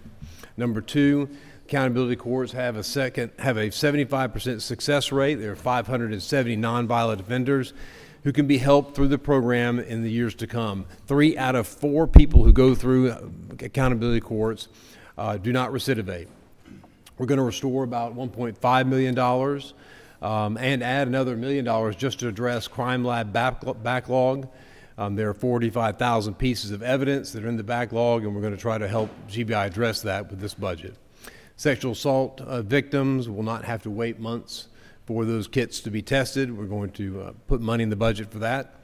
And then we're also addressing our Sixth Amendment right to criminal defense for those that need assistance of counsel. 8 counties in the state would not have been provided funding under the proposed budget, but we have solved that problem with this proposed budget, and we're going to ensure that there are a total of 22 attorneys to reduce the caseload of public defenders by 11.5% across the state. With that brief introduction, I'll go right through the budget, keep track, we're going to move fast. All right, Court of Appeals, Section 5. You'll see throughout there's a 2% merit-based adjustment. That's at line 5.1.2. I'm not going to repeat that. That's going to be throughout. It's a statewide increase, and I'll only identify those that are different for the various entities or sections of the budget that we'll address. You'll note also that 5.1.3, there's a language change here. At 5.1.6, we've said no to the request for a human resource manager, and the same for 5.1.7, no to the Court of Appeals shared payroll coordinator. Statewide business court, we had a true up at 5.2.1. Judicial Council, Section 6. At 6.4.3, we had additional monies for the kinship care services, and we also we actually asked them to hold the position at 6.4.4, hold that position and use existing funds for a caseload analyst position. 6.5, the Judicial Qualifications Commission. Here we added 2 staff attorneys at line 6.5.3. At 4, 5, and 6, we had investigator contracts added, real estate rental expenses added, also operating expenses added to the budget. At Section 7, the juvenile courts, 7.1.2, we said no to the JDAI initiative position. At Prosecuting Attorney Council, Section 8, moving through here, we also had merit-based adjustments for the district attorneys at 8.2.2. We also had a retention and recruitment adjustment here at line 8.2.3. We said no to the addition of 12 assistant DAs for the juvenile courts at line 8.2.4, but we did say fund 6 of those, and we funded those in the rural circuits. At 8.2.6, 7, and 8, we added an assistant DA for the Ogeechee, Flint, and Cobb circuits. Moving on to Superior Court, Section 9. At 9.3.2, there's the merit-based adjustments. At 9.3.6, you'll see that we added the judgeships beginning January 1st of 2021 for the Ogeechee, Flint, and Cobb circuits. This was actually a reduction in state funds because we're doing half the year. And then we, instead of adding 10 law clerks, we proposed there'd be 5 law clerks at 9.3.9. Moving on to the next section, Section 10, Supreme Court. You'll see at Supreme Court, Section 10.1.9 and 10.1.10. These are the commensurate cuts to the manager's position and the coordinator's position that was seen in the Court of Appeals. Section 18, Community Service Department of. Number 1, we have a change here at you'll see throughout the budget that there's a reduction in the certified teachers payroll, reduction on the 40,000 person, the $100,000 pay increase has been converted to that 2% merit-based increase. So you'll see that as a no throughout. Also at line 18.2.6, we asked them to maintain 11 security positions. They have 26 sworn and 50 non-sworn. We put back 11 sworn in this budget. Moving on to the next section, Section 19, Department of Corrections. At the Department of Administration, you'll see at 19.2.13, a 2% targeted increase for correctional officers. That's in addition to the statewide 2, so it'll be a 4% total. Detention centers, the same at line 19.3.6, Food and farm operations, the same, 19.4.4. Health, the same at 19.5.9. You'll notice at 19.5.8, we had a redirection of about $3.5 million and an add for $10 million for health services. At section 19.8, state prisons, at the very bottom, you'll see at 19.8.22, we had a 2% targeted salary increase. 19.9, transition centers, the same thing at line 19.9.5, 2% targeted increase. No changes in the Department of Defense, section 20. In the governor's office regarding the Emergency Management Homeland Security Agency, no changes. GBI, we have some changes here at section 30.2, Criminal Justice Information Services. You'll see that we asked them to increase the charges for criminal background checks by $2.25, which reduces state funding. Forensic scientist, you'll see at line 30.3.4. This is very important. It takes 8 to 10 scientists to test about 100 to 110 sexual assault kits. The governor's recommendation was to reduce that. We are saying no to that reduction. That will increase the, and specifically we're asking them to rehire forensic scientists and lab techs to address the criminal backlog, particularly the sexual assault kits. This should put them at a point where they will not accrue more in backlog, but help them to catch up with the current rate of kits that are coming in. At lines 30.3.6, you'll see that we've also asked them to maintain, put in $500,000 to maintain the Pooler Crime Lab, the Coastal Crime Lab. We asked them to utilize the previous $500,000 that they were using to support that facility, to spend that money on scientists and technicians to address other backlogs. We also added line 30.3.8. We put in additional money, $1 million for outsourcing of chemistry-based cases for testing outside of the lab. Regional Investigative Services, line 30.4.5, we asked them to maintain 4 sworn officers and 1 forensic auditor. They have a number of officer-involved shootings that needs to be addressed, and these officers will help with those issues. At 30.4.8, Ms. Dempsey pointed out that the SORB, which is the Sexual Offender Registration Review Board, must maintain at least 1 member of GBI in order to connect with the FBI's background check services. At section 30.5, Criminal Justice Coordinating Council, at line 30.5.5, we said no to the reduction in the juvenile justice incentive grants. At line 30.5.7, we said no to the reduction in the technical assistance from Department of Behavioral Health. Line 30.5.9, we said no to the reduction in the accountability courts. Juvenile justice, section 31. There's a 95% turnover rate for the juvenile court correctional officers, and so you'll see some changes here. At 30.1.9, you'll see the certified personnel reduction, $2,000 increase in salaries to $1,000. That is throughout with all the teachers. You'll see at 31.2.8, there's a 4% salary increase for juvenile correction officers, which will be in addition to this 2% statewide, amounting to over $2,000 pay increase for JCOs. Secured commitments, and that hopefully will address the 95% turnover rate. At secured commitments, you'll see the change at 31.3.12.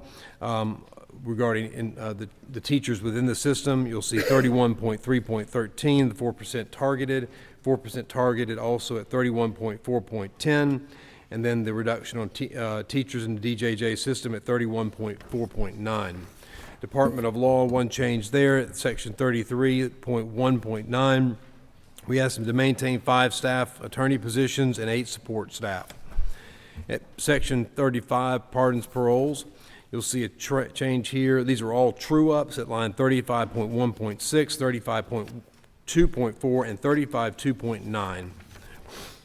Public Defenders Council, section 37. At 37.1.5 is a true-up. At 37.1.7, you'll see a statement of not reducing the funds for the training expenses. Also, a no to the reduction in the purchase card expenses at 37.1.8. At 37.2.5, you'll see that we said no to the reduction in contract rates. We also said no to the freezing of vacancies at 37.2.6. you'll see that we also made a recommendation of aligning the Public Defender's Council salaries with those of the assistant attorney, prosecuting attorneys, which also saw a pay increase in this budget. So you'll see that alignment there at 37.2.7. At 37.2.8, we have 6 additional public defenders for the juvenile courts in the same circuits as which were added for the ADAs. At lines 37.2.9 and 37.2.10, those were an addition of an assistant public defender in the Griffin Circuit and the Gwinnett Judicial Circuit, annualizing that. And 37.2.11, 12, and 13 are all adding PDs, assistant PDs, to the Ogeechee, Flint, and Cobb circuits. Public safety, section 39, you'll see here at field services 39.4. You'll see at line 39.4.4, we said there's a freezing of vacant positions there. This included $2.4 million for a trooper school, for the 4th trooper school, which we said no to the 4th trooper school, leaving it at the current 3. At 39.4.7, we have an attrition in trooper schools. We have 3 trooper schools, and the goal is a 75% graduation rate, which is 38 officers. We funded at 50 officers, so we did a step down to go from 50 funded officers to 40. The best rate of graduation has been about 60%, or about 30 officers. So there's still built-in cushion there, but we are bringing that number down. At section 39.7.4, with dealing with the Firefighter Standards and Training Council, we said no to the reduction in temporary proctors, monitors, and evaluators. At 39.8.8, we said no to the reduction in the contracts with the Georgia Sheriff's Association and the Georgia Association of Chiefs of Police. At Public Safety Training Center, at the lines 39.9.6, we said here that we needed to restore 1 instructor at this position for fire training at the Fire Academy. At 39.9.7, 39.9.8, and 39.9, all these deal with reestablishing the training courses for volunteer firefighters, law enforcement, and COs. There are 200 new, with respect to the North Central Law Enforcement Academy, which trains 200 new officers and 150 new jailers each year. We've said no to that cut. Office of Highway Safety in our last budget item is 39.10. At 39.10.4, we said no to the reduction in Joshua's Law, and we said that rather than reducing a fee that's supposed to go for scholarships for those that are learning to drive, we said that the office itself should take a reduction in operating expenses at line 39.10.5. With that, I would like to entertain a motion to approve this. And I have a motion and a second. All those in favor say aye. Aye. Any opposed, like sign. Seeing none, this budget is approved and recommended to the full committee. Thank you. Did you take any breaths? Did you take a breath?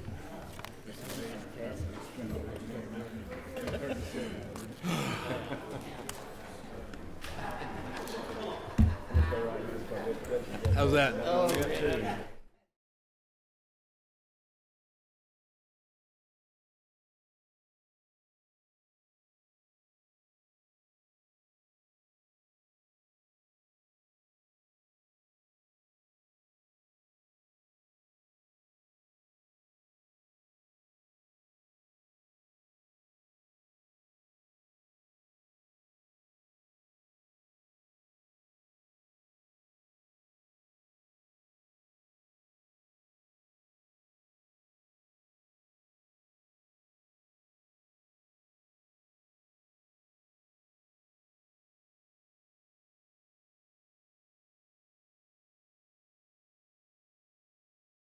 Morning, everyone.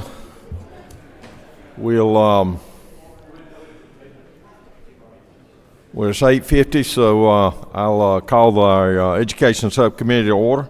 Special thanks to this morning to Chairman England for saving the best Appropriations Committee to go last. Maybe everybody's be awake now. Over the last few months, my committee has heard from many stakeholders, and how important many different aspects of education are in achieving the ultimate goal of a well-educated, student-ready education. And I want to thank my committee members for their hard work and dedication on this budget. They've been very involved with the presentations and the details, and I appreciate each and every one's commitment, especially the input of Chairman England and the House budget staff and Sarah Aurora for her many long hours working on this budget. We in the House support Georgia's educators and value the abundant responsibilities they have in cultivating the lives of Georgia children. The House version of FY 2021 budget is a direct reflection on that value and the support for K-12 education. K-12 education is the largest single expenditure in the budget, totaling $10.7 billion, or 44.3% of the state general budget. My committee is proud to say that the QBE formula has been fully funded for 3 years in a row, providing local school systems and teachers the resources necessary to educate our children here in Georgia. As we walk through this budget, you'll see an adjustment to the governor's proposed educator pay raise.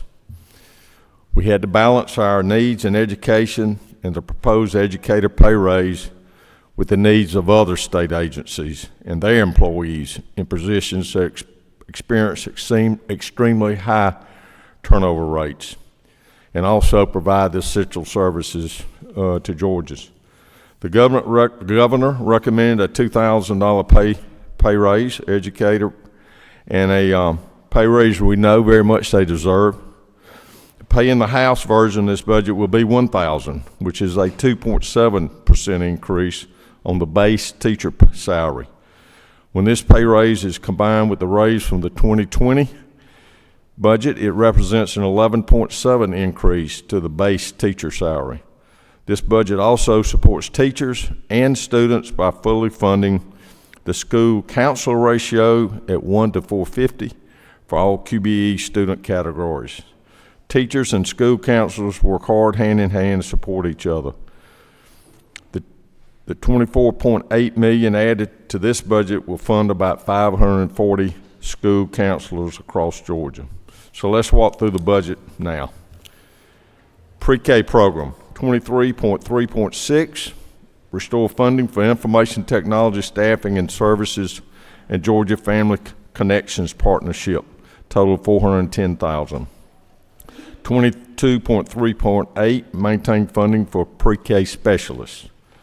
23.3.10 is a pay raise adjustment for lead and assistant teachers, $1,000 for lead teachers and 3% for assistant teachers. 22.3.12, $4 million for an additional 1,000 pre-K slots. This is the first time there's been an increase in slots in 8 years. This brings the total number of slots to 85,000. 22.3.13, increased funds for pre-K classroom operations by 2.5%. This is the first increase since fiscal year 2009 for a total of $1.8 million. 22.3.14, $320,000 to provide funds for 4 behavioral and classroom support specialists to assist lead teachers and assistant teachers. DeKalb already has behavior specialist positions in their child care service program funded through federal funds. Department of Education. Ag Education, 24.1.7. We're asking to provide funds for 5 young farmer positions, $425,000. 24.1.8, increase funds for 17 new extended day year programs. 24.19, provide funds for an urban and suburban agricultural specialist. And 24.1.11, $150,000 to fund 2 program specialists at the youth camps.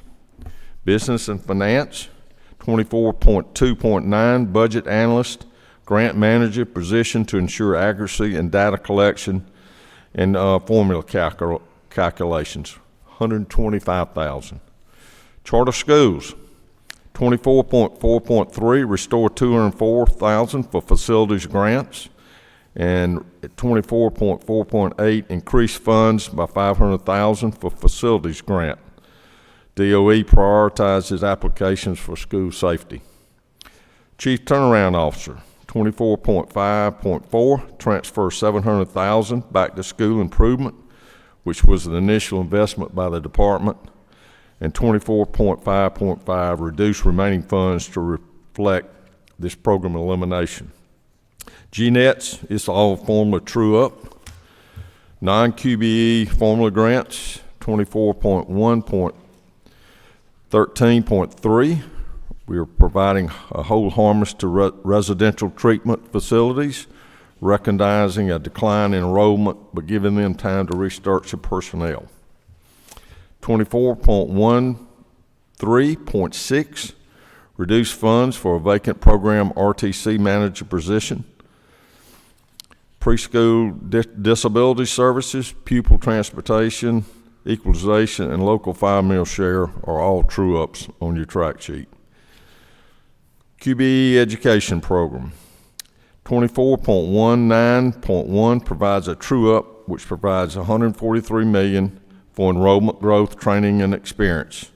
The majority of the funding is for training and experience, reflecting 1,438 new teachers and a corresponding health insurance cost. At 24.19.3, this is where you'll see the pay adjustment to $1,000 for certified educators and personnel beginning September 1st, 2020. This budget also includes a 5% pay raise for bus drivers and lunchroom workers and a 2% pay raise for school nurses. 24.19.8, provide a whole harness for the funding formula for school nurses. 24.19.10, fully fund school counselor ratio for all 18 QBE categories, $24.8 million. Regional Education Service Agencies, RESAs, restore reductions in lines 24.20.2 and 24.20.3 for mental health consulting services and the RESA base grant. School improvement, 24.21.11, funds transferred from the CTO. State Charter School Commission Administration, 24.22.1. This is other funds, but the commission made reductions in other state agencies. So recognizing that here it's $315,000. State schools, 24.23.6, restore the entire proposed reduction of $2 million. The state schools provide for the direct education of our visually and hearing impaired children. Our children at state schools are our responsibility, and we need to make sure they have the education needs met. Other changes here were just formula true-ups. Technology career education at 24.24.6 is pay raise adjustment. Testing, 24.25.7, recommending an additional $670,000 for AP exams, one for free and reduced price lunch students, and one STEM exam per student. ERS, our Employees Retirement System, at 25.4.1, we're inserting language urging the board to consider a benefit adjustment in FY 2021. Georgia Professional Standards Commission, 27.6.8, restore funding for one field ethics investigator position and redirect remaining funds for one ethics paralegal position to help with the backlog of educator ethics complaints. And last, TRS, our teacher retirement system, no changes. This budget reflects a $343 million investment to QBE. When the $3,000 pay raise in FY 2020 is combined with this year's raise, the state will have invested over $672 million to boost educator pay. I think that's monumental. This is something that we were committed to last year, and the commitment continues in this budget. But we cannot lose sight of the fact that there are other ways to enrich teaching profession. I believe we've taken a step in the right direction with providing $24.8 million for additional school counselors. knowing they support educators and have a positive impact on the entire school climate as well. And we continue to look for other ways to boost the teaching profession. Are there any questions from our committee? Again, I appreciate all of y'all's input and direction on this budget. I'll entertain a motion there. Motion passed. All in favor say aye. Aye. Opposed? Motion passes. Thank you very much. Good job, brother. Good.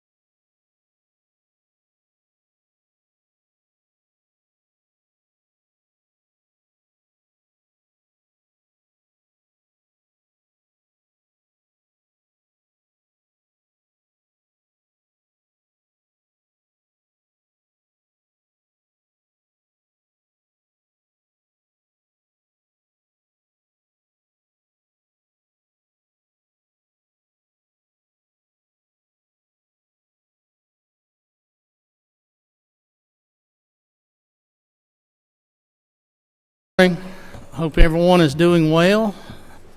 When we had set up the 7 o'clock start time, I don't think any of us was thinking about the adjustment in the time change. But either way, we are all here and ready to roll. And call this meeting to order to consider House Bill 793. And at this time, I'm going to ask Jay Neal, my good friend from up in Northwest Georgia, if he will, to give us an invocation.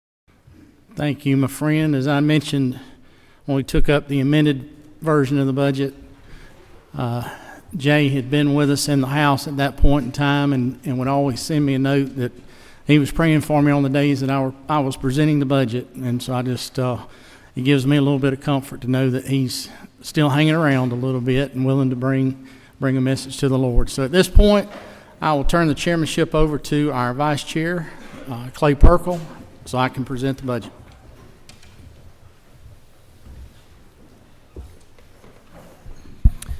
Thank you, Mr. Chairman.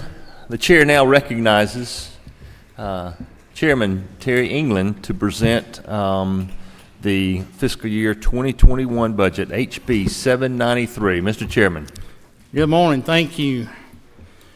Well, ladies and gentlemen, many of you have been with us since we started this morning at 7 o'clock and have heard much of what is contained, or most of what is contained, or basically all of what is contained within House Bill 793 and the FY21 budget. I want to stop real quick and thank a lot of folks. I want to thank our subcommittee chairs for the hours and hours and hours of work that they have put in. Thank our staff of the House Budget and Research Office For every 1 hour that we put in as elected leaders on this budget, they probably put in 3 or 4 compared to our 1. And Martha and Christine, our entire staff, do an outstanding job, and I would put them up against any budget office, not just in the state of Georgia, but around this country. We have some of the brightest and most talented young folks and employees there that do an incredible job, and I want to thank them. Thank you to our committee members as well. You have set in many hours of hearings, whether it was on the amended budget, which much of it ties into the budget that's in front of you today, and the hearings on this actual budget as well. I want to thank the governor and the governor's staff and OPB and agency heads for the input that they have had with us, the conversations that we've had. We realize that the proposals we are making are, in some cases, pretty vastly different than those that they'd originally proposed. However, we know that this is a process. We understand that, and I think they do too. I know the governor certainly does, having served in the state Senate and been involved in the budgetary process. And as we go forward, of course, this bill will be moving over to the Senate for them to make changes and adjustments as they see necessary. And then we'll all sit down and come up with a plan that we feel best suits the needs of the state of Georgia and our 10.7 million citizens. We agreed with about 80% actually of the governor's reduction in vacancies throughout this budget. As we reviewed different places and saw different things, as business climate has changed, as the way we do business has changed, as technology has evolved, it makes it easier to do less with more in many cases. So you'll see throughout the budget there are many places where we have agreed with the governor's reduction in vacancies or in personnel there. But, however, realizing that in doing so, sometimes that means that some individuals are tasked with doing more with less. And in recognition of that, you'll see spread throughout the budget as statewide changes a 2% merit increase for all state employees. Now that's separate from the teachers, because we'll talk about teachers here in just a second. But you'll also see some very targeted pay raises in areas of very high turnover. So in areas where turnover is north of 30%, we have gone in and done some very targeted pay raises for those particular classes of employees. It's not only an issue of morale and keeping folks on the job, but it's also on the backside an issue of training cost. In many of these agencies and many of these professions, we spend quite a bit of state funds to train these individuals only to have them leave after a short period of time. So we're trying to recognize that. So you'll see some targeted pay raises that are 2%, 4%, and 5% in addition to the 2% statewide raises as well. And now to our teachers. We all know of teachers that have had incredible impacts on our lives. Teachers that we remember today as something special they did for us when we were students. I have teachers that were teachers of mine in elementary, middle, and high school that I still see and talk to on a fairly often basis back home. We all appreciate the job that they do. And in doing so, what we have done here is a disagreement with the governor from doing the $2,000 pay raise to doing a $1,000 pay raise this year. We will come back again next year and look at the promised additional $1,000 to get them to $5,000 within the governor's first term. However, we do recognize, as Chairman Dickey had stated a little bit ago, that to teachers it's not all about the money. Quite often it's about those support services and those wraparound services that they have available to them, not only in the classroom, but in the community as well. Whether it's taking some of their tight, highly managed time to stand for additional minutes in line at a driver services center to get a driver's license renewal, or whether it's making sure that that kid that has an issue, whether it's something to do with foster care, the issue in foster care, or some other developmental issue that they're dealing with is not disrupting their classroom, that they can sit and concentrate on specifically teaching those students that are there and ready to learn. We understand that at this point that it is going to be a little disappointment to some that we're not going to the $2,000 number. However, in talking to teachers and educators, not only in my district but from around this state, most, if not all, have told me that they understand that many of the things that we're looking and seeking to go back in and kind of backfill are things that are important to them, not only as a teacher, but as a resident of this state. Remember, we are charged with taking care of all 10.7 million residents in the state of Georgia. And that's what we seek to do here. As Chairman Dickey had mentioned, even with the reduction to a $1,000 raise, it's still over the 2-year period, including the $3,000 last year, amounts to an 11.7% increase in base teacher salary. That's pretty strong. And we commit that we're going to continue down that road and continue to fulfill that obligation that not only the governor has made, but we as a House and Senate have agreed to as well. So if you will, please follow through the budget with me. Section 1, the Senate, no changes at this point. Section 2, the Georgia House, 2.1.2, you'll see the first entry on the statewide change. I will not point those out as we go through because it is scattered throughout the budget. However, at 2.1.3, you'll see where we're recognizing where we would have normally taken a reduction, recognizing the funds we would have reduced in order to put back in for the special session. We will come back in next year to handle reapportionment with. Moving on to joint offices, you'll see an addition there at 3.1.5 for some of the expenses that will be incurred in preparing for that special session. Audits and accounts, section 4. Most everything there are the statewide changes and just a few true-ups. Court of Appeals, section 5. You'll see where at 5.1.6 and 5.1.7, Chairman Welch and his committee have said no at this point on those 2 additional shared positions. You'll also see this show up in the Supreme Court as well. 5.2.1 under the business court, you'll see a true-up. Section 6, Judicial Council. 6.4.3, you'll see a change in the kinship care dollars there, an addition of $125,000, which puts $500,000 into the base. Under the JQC, you'll see some adjustments and additions there for staff attorneys, for some investigations, operating expenses, and real estate expenses there. Section 7, Juvenile Courts, saying no at this point to that addition of that Detention Alternative Initiative coordinator position. It is actually funded currently in DJJ with federal funds, so it's not needed at this point in time. Section 8, Prosecuting Attorneys. You'll see an adjustment at 8.2.3, directing those increases to the ones that are furthest behind on the pay scale. At 8.2.4 for the assistant DAs, focusing on rural areas, and just saying at this point we'll add 6 circuits to the additional assistant DAs. 8.2.6, 7, and 8, you'll see the recognition of the new judgeships starting on January 1st. Moving on over to Superior Courts at 9.3.6. Just the new judgeships there at 3.6, 3.7, and 3.8 that have been recommended by the council. And then at 9.3.9, just saying we will add 5 of the new law clerk positions at this point. Section 10, Supreme Court, you'll see the corresponding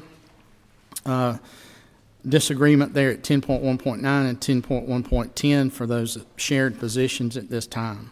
State Accounting Office, you will see over at 11.5.7 under what we all know as the Ethics Commission, going in and adding 1 senior auditor, 1 junior auditor, 1 administrative financial assistant, and 1 training and IT public affairs position there as they expand their work. Section 12, DOAS. 12.1.1, just restoring that cut there because it is required under code that panel be funded. Section 13, Department of Ag. Chair Lady Houston and her committee have sat with Commissioner Black and his team and gone through looking at things that were recommended there for his agency. Some things we've agreed with, some things we've changed up a little. At 13.1.4, you'll see the first change, saying no to moving the labs over to the Regents. Regents do not have a way statutorily to make rate decisions, so at this point, until legislation is introduced and passed, we're saying no to that. And that will correspond in Regents at 41.2.1. Moving down to 13.2.6, mirroring what we did in the amended budget, adding 2 animal inspectors and 5 food safety inspectors. Those 2 animal inspectors work with about 15,000 cattle producers across the state, and the beef cattle industry itself is about a $1 billion farm gate value in our state as well. Saying no to the reductions at 13.2.7. Given what we did in the amended budget, that was not a usable cut at this time. 13.2.8, you will see the first of the targeted salary increases, the additional 4% in addition to the 2% as it relates to these inspectors. Meat inspectors turnover rates right at 41%, our compliance specialists right at 43%, and the plant inspectors at 22.6%. This impacts about 260 employees in the Department of Ag, and the average raise there is going to be about $1,400. 13.2.9, continuing to stand up the Georgia Hemp Program per House Bill 213 in last year's session. Moving on to 13.3.6, just a true up there of some additional savings. 13.4.5, a restoration of international trade rep and business support analysts. Those were some of the recommendations that came out of the Rural Development Council last year. 13.4.6, restoring $572,000 for the Georgia Grown Marketing Program and the Georgia Grown website, and some farmers market maintenance as well. 13.4.7, another 4% targeted increase for inspectors there. 13.5.2, the last remaining dollars that are required to finish up that building where they're storing the equipment for the avian influenza out. If there were to be an avian influenza outbreak, they've got some equipment stored there. 13.7.6, you'll see there as a true up. 13.7.7, another true up. 7.8 is another true up under State Soil and Water Commission. 13.7.9, the addition of 1 plan reviewer, as NRCS has pulled back on their plan reviews. It's put a little more pressure on the Soil and Water Conservation Commission to do those plan reviews so that projects can continue to move in the state of Georgia. Section 14, Department of Banking and Finance. Only 1 change other than the statewide changes at 14.3.6, just saying no at this point to the transfer of the industrial loan program from the insurance commissioner. Legislation has not been passed to do that yet, and that is required before that can be done. Section 15, behavioral health. 15.1.5, excuse me, back up to 15.1.4. Reducing the cut there to maintain or add 44 additional beds, bringing the statewide beds for the treatment of addictive diseases from 176 to 220. And then utilize existing funds at 15.1.5 of $50,000 for treatment of pregnant postpartum women that have a substance abuse disorder as well. Moving on down to 15.2.9, you'll see the restoration of $500,000 there for the Bobby Dodd and Easter Seals contracts. Then at 15.2.11, restoring 4 out of the 12 recommended positions that were going to be eliminated there. 15.2.12, Chair Lady Dempsey and her committee, and I'm pretty sure all of you have heard from individuals asking for additional help with now and comp waivers, and this House is proposing adding 60 comp and 40 now waivers there at that line. So that will add an additional 100 waivers total. 15.2.13, another 4% targeting increase in a division that was seeing a 48% turnover rate. Moving down to 15.3.5, again, restoring 2 of 14 positions that were at risk, that are filled, that are at risk of not being able to relocate. 15.3.7, again, another 4% targeted increase there. 15.4.7, dealing with the training, workforce training for behavioral health, restoration of part of that cut to allow the agency to contract for those services and do what they need to do in places they need to do it. 15.4.10, a full restoration there on those behavioral health beds. And what that will do, that will allow for, well, in FY19, there were about 109,000 individuals served by those beds, and it just keeps us from going backwards there. 15.4.11, you'll see an addition there that maintains 95 beds across 21 crisis units statewide. And then at 15.4.12, another targeted 4% increase there for those individuals. 15.6.4, the restoration of the Marcus Autism contract there. 15.8.8, restoration of some of the funds there for Rivers Edge, CSB, and Bibb and Clayton County. I have 16 treatment beds in both of those facilities. 15.9.5, restoring 2 of the 18 positions there that were at risk of not being able to transfer. 15.10.6, restoring 14 of the 59 positions there that were at risk of not being able to transfer. 15.10.7, another targeted 4% increase. 15.11.3, just saying to redirect $130,000 in one-time funds for curriculum development into additional prevention services. 15.12.3, under the Georgia Council of Developmental Disabilities, saying no to the reduction of the summer count for children with developmental disabilities. And then at 15.3.4, you'll see where we're reducing that by half. One of those individuals has to stay at GBI in order for the information to be shared. Section 16, Community Affairs. 16.1.2, we're just saying no to that item of moving that. Legislation is required for that transfer. 16.2.5, restoration of $150,000 cut to the ARC that we had taken a few years ago in recognition of some issues that they had. 16.3.4, saying no to that reduction. There is no duplication between those offices. One is proactive and the other one is reactive, so they have totally different job charges. Moving on to section 16.10. At 16.10.2, the Athens Design Studio, saying no to the closure of it. There is one person that works there in that office, but they also work hand in hand with a lot of students from the university over there. And they target 30 to 35 rural communities a year in helping them redesign their downtowns, and felt like that was something that needed to be maintained. 16.10.9, just a true up in what that number should be. 16.12.4, what you see here is the actual movement of the Georgia Commission on the Holocaust over to the Board of Regents. However, in Regents, you'll see 2 transactions there, but ultimately what the Holocaust Commission will wind up being is an attached agency to Regents, but not attached to any one particular school. In talking with them, that was what they felt was the best fit for them as well.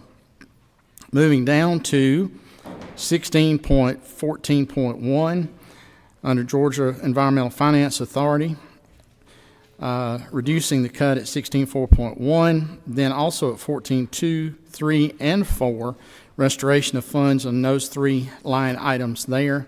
Then at 16.14.5, $275,000 to go toward the update of the 5-year plan that is necessary. 16.16.2, you'll see where we're saying utilize existing funds from One Georgia Authority to pay Georgia's ARC assessment. The ARC in Georgia works with about 37 counties from North Georgia to Central and West Central Georgia. Moving on to Department of Community Health, the first change other than statewide changes you'll see is going to be at under healthcare access and improvement. 17.4.3, saying no to the cut to the Rural Health Systems Innovation Center. 17.4.4 is a bookkeeping item, reducing one-time startup funds for the FQHCs, but then at 17.4.5, you'll see where we added 2 new FQHCs, 1 primary care center in Wayne County and 1 school-based primary care center in Irwin County. Moving on down to 17.4.6, just a reduction of one-time funds there. 17.4.7, some help for a charity clinic working to be established in Clay County. 17.4.8, just the recognition of the expansion of scope for the Rural Hospital Stabilization Commission that was established many years ago, adding $7 million to the base there for the work that they are doing. Moving on to 17.5.4, the addition of 2 registered nurse surveyors for nursing homes and 2 surveyors for other licensing of facilities. Many of you had seen the AJC report on what is going on in some of our assisted living centers. We're just trying to help DCH have the proper manpower to go in and do what they need to do on inspections there. 17.7.8, recognizing where many of our skilled nursing facilities are continuing to build on the excellent job that they do throughout the state, and helping them with some of the work that's being done as they get recognized by JCO and the American Healthcare Association on quality rankings. And at 17.7.9, an adjustment of 3% for vent bed rates there. 17.8.1 is just a true up of the projection on Medicaid.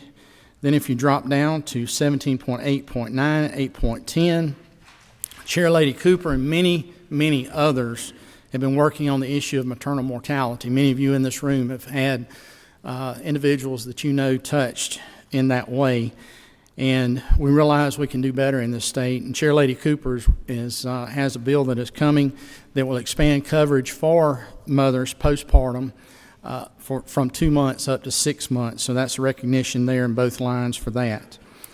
17.8.11. 1% increase in the reimbursement rates for 108 primary care codes, and then at 17.8.12, and that also is tied to 17.9.3, just increasing the reimbursement rate for the silver diamine fluoride. Any of y'all that need to understand that fully can check with Chairman Parrish in a little bit. I'm not sure exactly what it is, but I know it keeps cavities from starting in teeth of young children.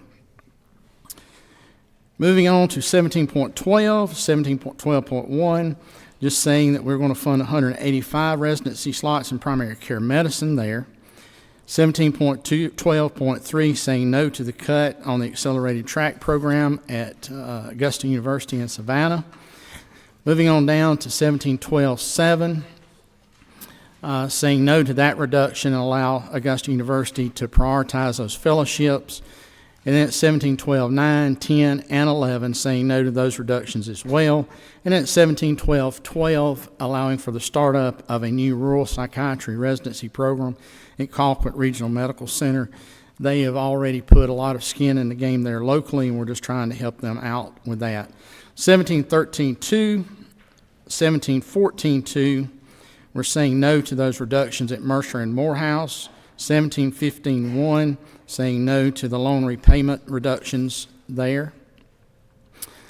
17.15.12, just a true up of the number on the malpractice insurance for those loan practitioners in rural Georgia. 17.16.2, saying no to the reduced funds on the capitation rate. That amounts to about $6,300 per student, and it's already pretty tight for them. We need to do what we can to keep them in state as well. 17.17.3, saying no to the elimination of the medical director position. And then at 17.18.5, saying no to the language that was doing away with the data management system there under drugs and narcotics. Section 18, community supervision. 18.2.6, You'll see we've put back 11 of the sworn positions that are not vacant. Moving through there, you'll see the adjustments that we've made on the 2% statewide spreads. Section 19, first change you'll come to is at 19.2.13, a targeted 2% increase for the correctional officers, 42% turnover rate, so that'll be 2 plus 2, so that'll be a 4% actual bump in their compensation. You'll see the same again at 19.3.6, 19.4.4, and at 19.5.9. You'll see an additional, a language piece and additional cash at 19.5.8, saying for them to redirect $3.5 million from electronic health records and an additional $10 million for the health care costs that are increasing exponentially within the Department of Corrections. Moving on to 19.8.22 and 19.9.8, you'll see 2 more of the targeted salary increases there. Section 20, Department of Defense, all we have there are the statewide changes. Section 21, DDS, reduction in the cut at 21.1.6. Also a reduction in the cut at 21.2.5, allowing them to maintain funds to be able to install vault and security systems and to maintain a contract on armored trucks to take money from those driver services centers to the banks as well.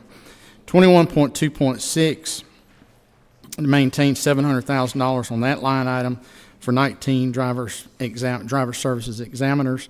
And at 21.2.10, a targeted additional 2% for those testers that work there in driver services.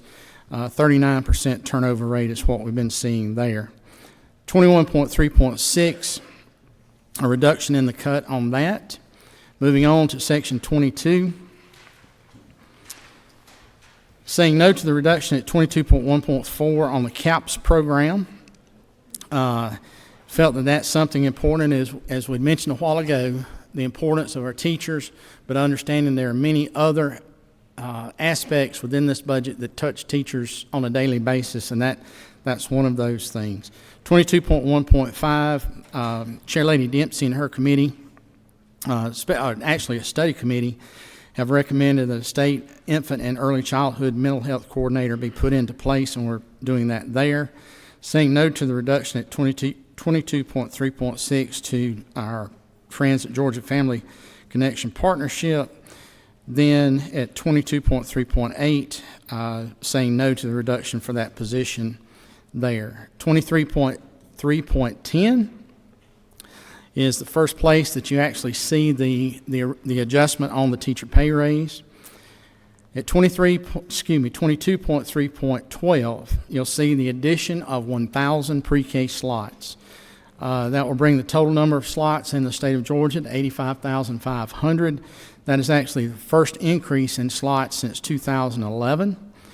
At 22.3.13, you'll see an increase for funds for the pre-K classroom operations of 2.5%. Again, that is the first increase in that category since 2010. And then at 22.3.14 is adding 4 behavioral and classroom support specialists that will travel the state working with our pre-K program. 23, economic development. First change you will see other than the statewide changes will be at 23.9.4. Hold on, excuse me, 23.9.5, my bad. Reduction in the cut there for the historical marker program, and we'll continue to work with the Senate for improvements on that reduction. At Section 24, Department of Education, you'll see adjustments there under ag education. The state's number one industry, of course, is agriculture. Our folks within the Department of Education that are working with ag education around the state are doing an outstanding job. Georgia ranks 3rd now nationally in membership in the FFA. California and Texas are ahead of us, but they got quite a few more people. But our program here continues to add new programs, and what I'm tickled about are the programs that we're seeing added in the urban areas as well. We feel that it's incredibly important that students today that are going to be parents tomorrow understand where their food and fiber come from. and what we're doing here within ag education is certainly going to go forward in helping with that. You'll see an additional ad at 24,111 for a program specialist at our FFA camps around the state. 24.2.10 under admin, you'll see the addition for a budget analyst and grant manager position. 24.4.8, you'll see an addition for the charter school grants. Section 24.5, you'll see several changes there, and basically we're rolling all of those up since that function has been rolled into the school improvement program. We're just saying eliminate those funds there at CTO and move those over into school improvement completely. 24.9.1 under GNETs, you'll see just a true up number there. 24.9.3, again, just a true up for the decline in enrollment. And then at 24.9.4, recognizing the teacher pay raise. Moving over to non-QBE, if you'll look at 24.13.2, just a true up there. And then hold harmless at 24.13.3 for our residential treatment centers. As enrollment has declined, they do need the ability to right-size what they're doing and restructure their educational opportunities and personnel for their students. Then moving on down to 24.13.6, the ability to save funds there as it relates to the RTC program manager position. 24.14.6, just saying no to the reduction in travel under school nutrition. Preschool disabilities at 24.15, you'll see the adjustments there for salary. Pupil transportation, you'll see two adjustments at 24.16.1 and 16.2 as it relates to increased full-time equivalent students and the 5% increase for the state-based salary for local school system transportation employees. QBE equalization 24.17.1, formula true-up, local 5-mil share, again, formula true-up. 24.19.2 under QBE, again, formula true up there.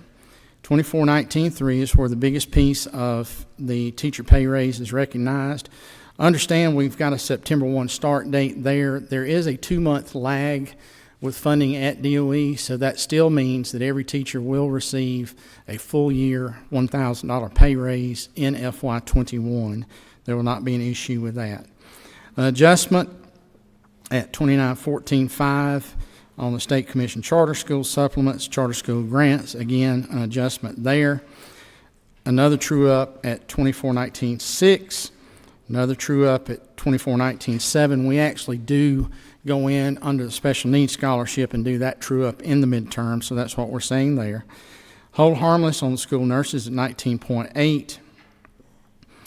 Then at 24.19.10, you will see where we are for the first time fully funding the school counselor ratio at 1 counselor per 450 students pursuant to House Bill 283 from the 2013 session. Under RESAs, restoration of cuts there, recognizing what it is that they do for our school systems around the state and the partnership that they play there as well. 24.21.11, just the transfer of the Chief Turnaround Officer funds over into school improvement. 24.22.1, a reduction that was brought by the Commission. Moving on to state schools, true up at 24.23.5, then at 24.23.6, saying no to the reduction of funds there. Those schools should have been exempt, just like the QBE formula was. And then the adjustment 24.23.7 for the teacher pay raises. Last thing in education at 24.25.7, increasing funds for 1 AP exam for free and reduced lunch eligible students and 1 STEM AP test per student statewide, and that's based on projected growth. Employee retirement system, you'll see 1 language item at 25.4.1. Again, what we've done for the last several years, encouraging them to reassess their financial stability and see if it's where that either a COLA or a one-time payment could be made to our retired state employees. Forestry Commission, Section 26, Reduction in the cut at 1.6. Reduction in the cuts also at 2.4 and 2.5. Reduction in the cuts at 26.3.4. And recognizing that maintaining that equipment that Chair Lady Houston had mentioned that we purchased over the last few years is vitally important. And then at 26.3.5 and 3.6, again, a reduction in those cuts there. Office of the Governor, the statewide changes. The only other change there is at 27.6.8 under the Professional Standards Commission, adding some positions there. They're about 1,200 or 1,300 cases behind, so we're just trying to, 382 cases behind. They had about 1,276 additional cases open last year, so trying to help them get through that because, again, that's an important piece of backing up our teachers and making sure that they are treated fairly and that issues are handled in a timely manner. Section 28, Human Services, saying no to a reduction or partial reduction at 28.5.11 for the Multi-Agency Alliance for Children contract at $500,000 there. Saying to delay the implementation at 28.5.12 and utilize the existing funds for that pilot program on closed foster care cases. And then at 28.5.13, you'll see another 2% targeted pay increase for those individuals there. Moving on over to 28.7.12, saying no to the reduction there at Georgia Memory Net. Then Elder Support Services, you'll see us saying no to the transfer at 28.10.4 for the time being. Moving down to 28.12.6, there's a total of 1,883 caseworkers handling about 1.5 million cases in the state at any point in time. And we're just saying maintain $1.1 million there for the adequate funding or staffing levels that they need to handle those cases. Moving on over to Council on Aging at 28.18.3, just saying no to that reduction for the council meeting. They have to meet, it's statutorily required, so those funds need to be maintained there. 28.19.1, saying no to that complete reduction, adding back to 48,500 on Family Connection Partnership, and no to the reduction as well at 28.19.2. Moving on over now to Office of the Insurance Commissioner, one change at 29.3.6. I mentioned DCA earlier that legislation is required for that move, so we're just saying no to that move at this time. Insurance Commissioner, remaining in Insurance Commissioner, again, 29.4.4 and 4.5 as it relates to the Industrial Loan Division. That does require legislation, and it has not passed as of yet either. Moving on to GBI, Section 30. 30.2.7, dealing with criminal background checks, just saying raise that rate from $25.75 to $28. Saying no to the proposed reduction at 30.3.4 as it relates to the backlog for sexual assault kits, and just making sure that they've got enough scientists and technicians there to get those taken care of in a timely manner. 30.3.6 and 30.3.7 both relate to the new coastal lab examiner office at medical examiner office at Pooler. Make sure it's fully funded and operational. And 30.3.8, just allowing some funds there for the outsourcing of some of the chemistry cases that GBI has to do to free up some of the lab space within the headquarters as well. 30.4.5, maintain 4 sworn positions and 1 forensic auditor position there, reducing that cut. And then at 30.4.8, you'll see the other side of the cut from the Sexual Offender Review Board that we mentioned earlier. Moving on over to 30.5.5, saying no to the cut for the juvenile justice incentive grants to local governments, saying no to the cut as it relates to behavioral health. That's 3 positions that help monitor and provide treatment throughout the juvenile justice program. And then at 30.5.9, saying no to the cut at our accountability courts as well. On down at 31.2 under juvenile justice, You'll see another targeted salary increase of 4% at 31.2.8. Then you'll see an adjustment for teachers within juvenile justice at 31.3.12 and at 31.3.13, another 4% targeted increase there as well. 31.49 and 410, those same adjustments, a 4% targeted increase, and then also the teachers at 4.9. Section 32, Department of Labor, statewide changes there, but one language change or addition down at 32.4.6 as it relates to cash flow for the agency there. Section 33, Department of Law, saying to maintain 5 attorneys and 8 support staff there, so a reduction of that cut at 33.1.7. Department of Natural Resources, Section 34 at 34.1.8.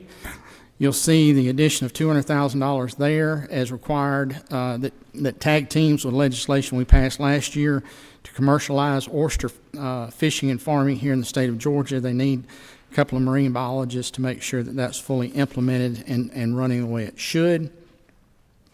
Then at 34.3.7, you'll see the addition of 2 environmental engineers and the ability to do some third-party testing there as it relates to coal ash and other environmental issues around the state.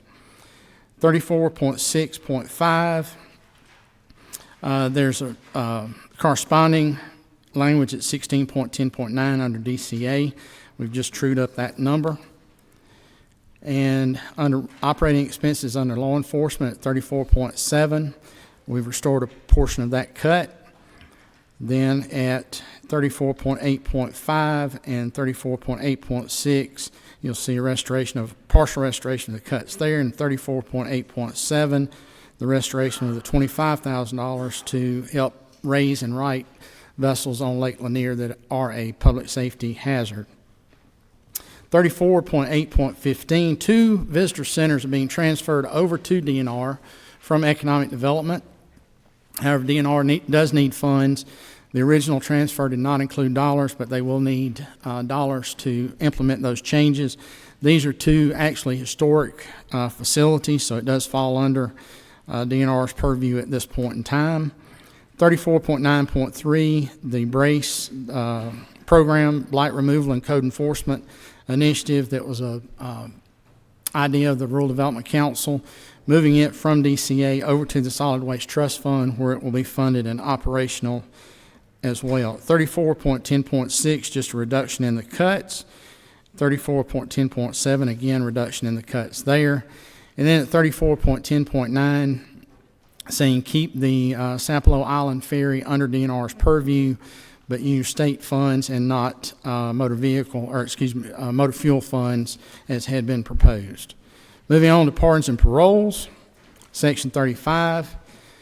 35.1.6, a true up there. 35.24 and 2.8, again, both of those are true ups for actual numbers. Moving on, Section 36, State Properties Commission, no changes. Section 37, Public Defenders Council, saying at 37.1.5, just a true up on the salary there. And at 37.1.7 and 1.8, saying no to those reductions as it relates to training expenses. There are 12 continuing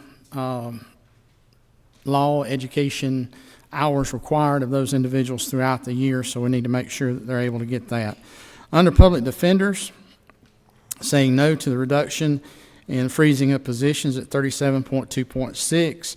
Then you'll see at 2.7 and 2.8, 2.7, you'll see increasing of half the funds necessary for the salary scale step to keep in line with the assistant DAs. And then at 37.2.8, trying to keep public defenders and prosecuting attorneys in parity, and that's what we're doing there. And then at 2.9, 10, 11, 12, and 13, you'll see where there's additional judgeships being added there and what is needed in public defenders for that. Public Health, Section 38, a reduction in the cut as it relates to the Sickle Cell Foundation at 38.1.6, reduction in the cut as it relates to CORE at 38.1.7. Moving on over, 38.3.6, an adjustment there, just a little bit for true up in numbers. And then at 38.3.9, that is the Fulton County Exchange. You'll see it's a bookkeeping item, and it comes from 38.12.3 to that line item. It's where it lands. Under emergency preparedness at 38.4, 38.4.5, saying no at this time to the reduced funds for travel and supplies. 38.5.4, saying no to the reduction for the hepatitis C testing kits.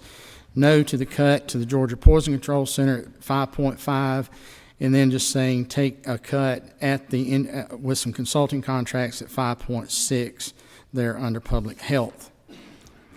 Moving on over to looking at 38.10.3, saying no to those position reductions. Those are based in Atlanta, Albany, and Columbus.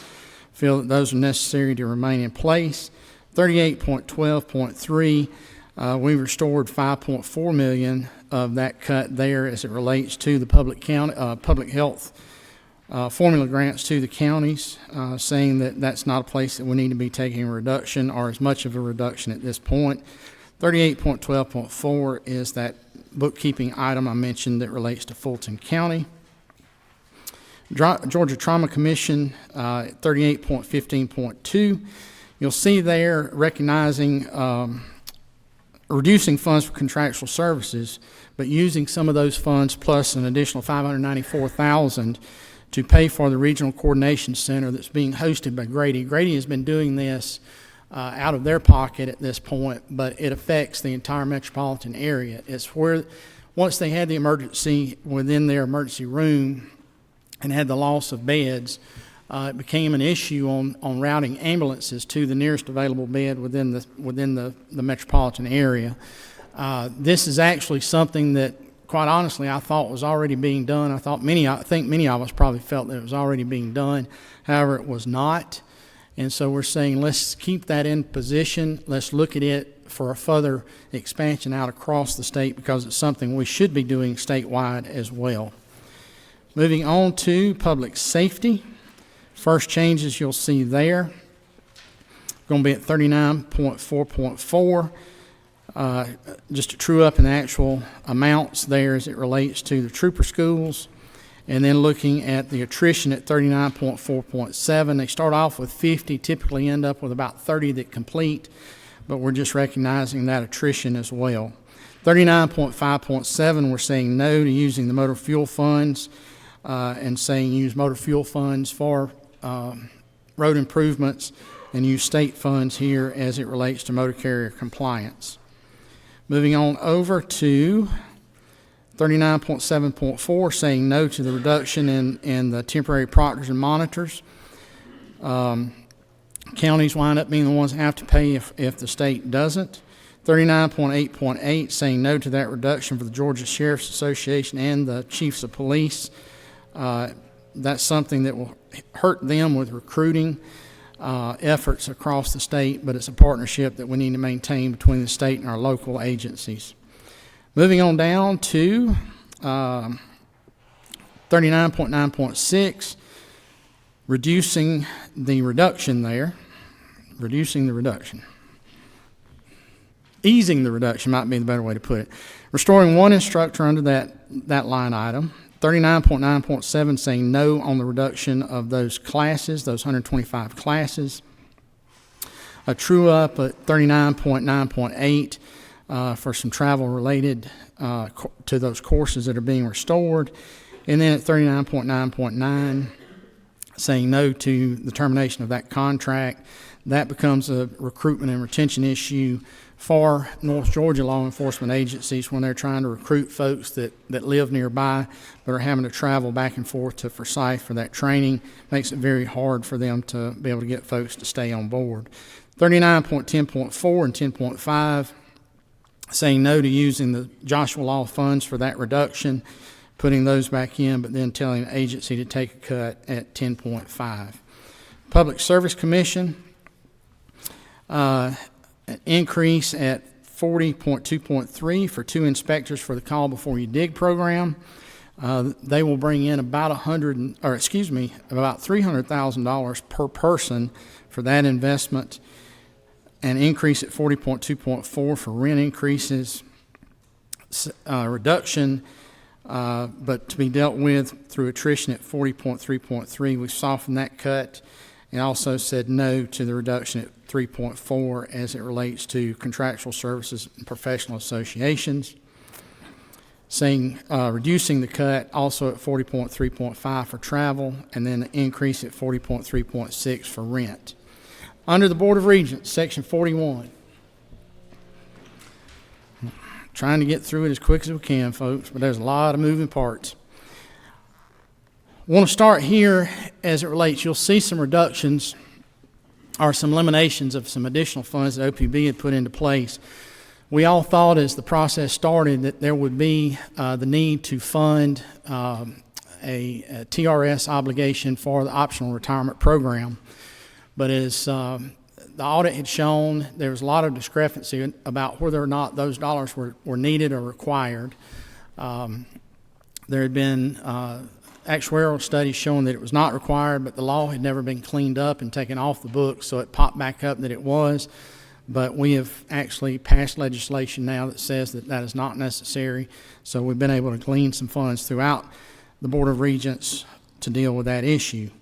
Now, under Section 41.1 at Ag Experiment Station and 41.3 Cooperative Extension, what you'll see there is we've gone back to the cut plan that was submitted by the College of Ag and Environmental Sciences and actually softened the reductions just a little bit. We've made a concerted effort over the last several years to add research positions and outreach positions, and we just felt like we'd be going a little bit backwards at this point if we went to cutting those.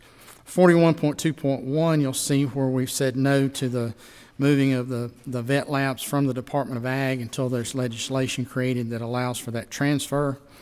41.3, as I mentioned, Cooperative Extension, same as experiment stations. Under the Enterprise Innovation Institute, you'll see the partial restoration of a cut at 41.4.5. At 41.4.7, the Invest Georgia program, as Chairman Knight had mentioned in his comments earlier, we've had a pretty hard time getting some responsive information out of that program as how those funds have been invested. So at this point in time, we're recommending that we reduce the amount in the base. That will still leave a little over almost $5 million in the base for that program going forward. And we can always look at it again later. 41.4.12, just a change of that over to 41.9.7, just a bookkeeping move there. Under Forestry Cooperative Extension, under it and Forestry Research, we know that they're still responding to landowners across this state as it relates to Hurricane Michael and the impacts that it had, so we've softened many of the cuts there as it relates to them. Under Georgia Archives, we've said no to the reductions there. Several years ago, we had made some significant reductions to archives and just felt like that since we'd really added nothing back there over the years, that it was going to be troublesome for them to maintain their public and required operating hours if we took additional cuts. True up of expenses at 41.8.4 on the Cyber Innovation Training Center.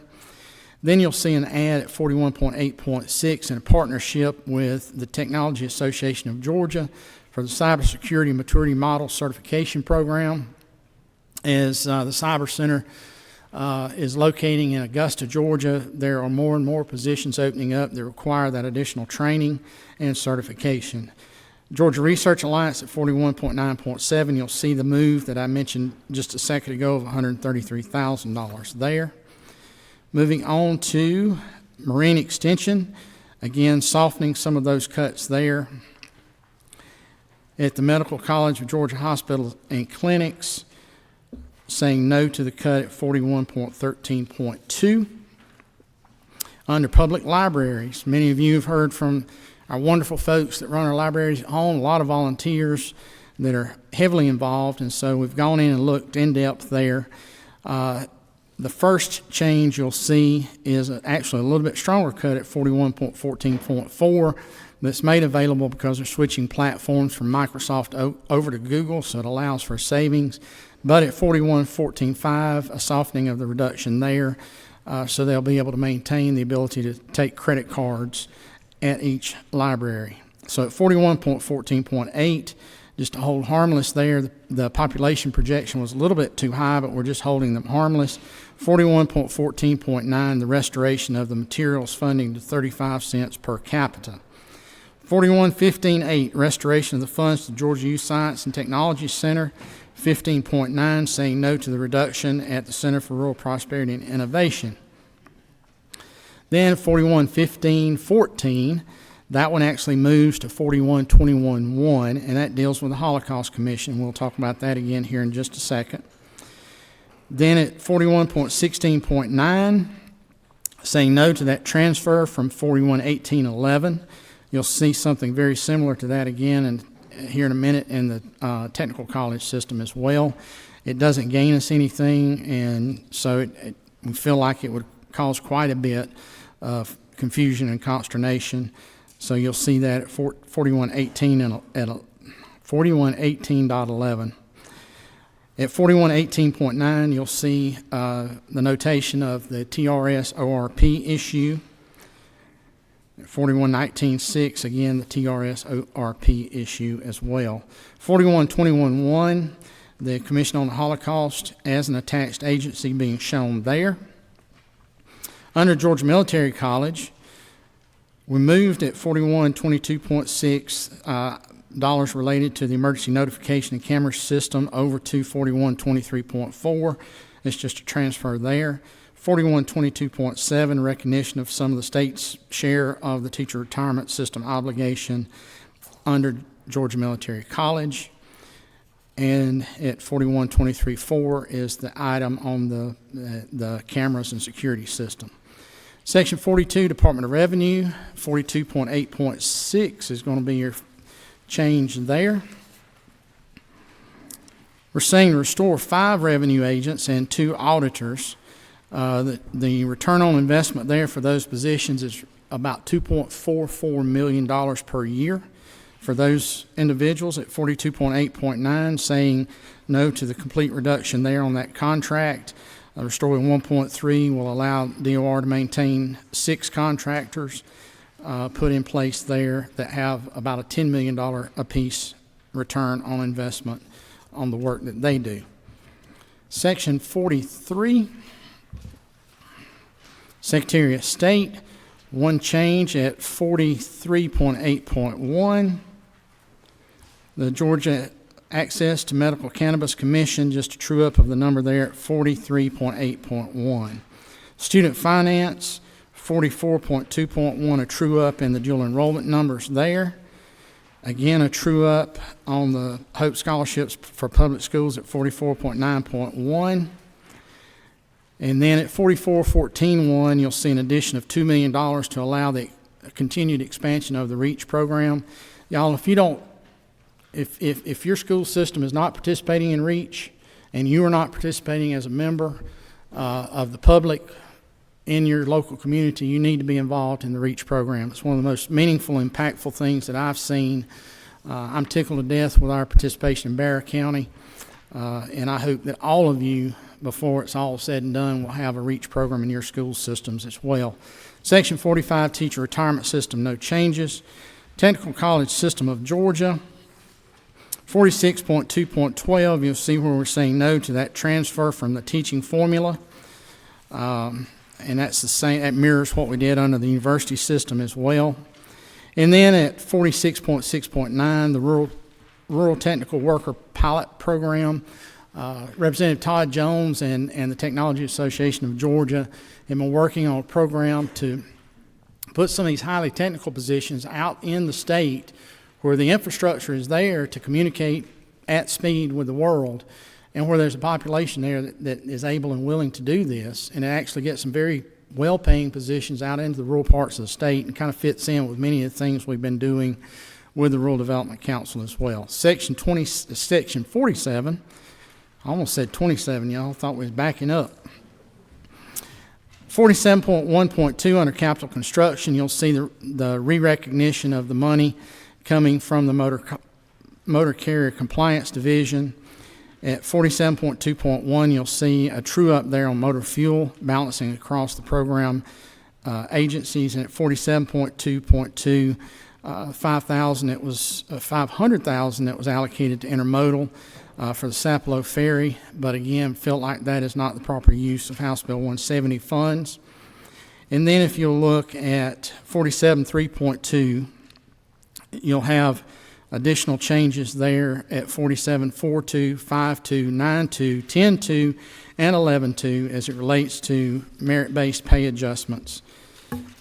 Then moving on over to State Road and Tollway Authority at 47.12.3, you'll see where those funds are no longer needed, and so we're able to use that money then to help pay for the 2% pay raises at DOT last year and recognition of them this year as well.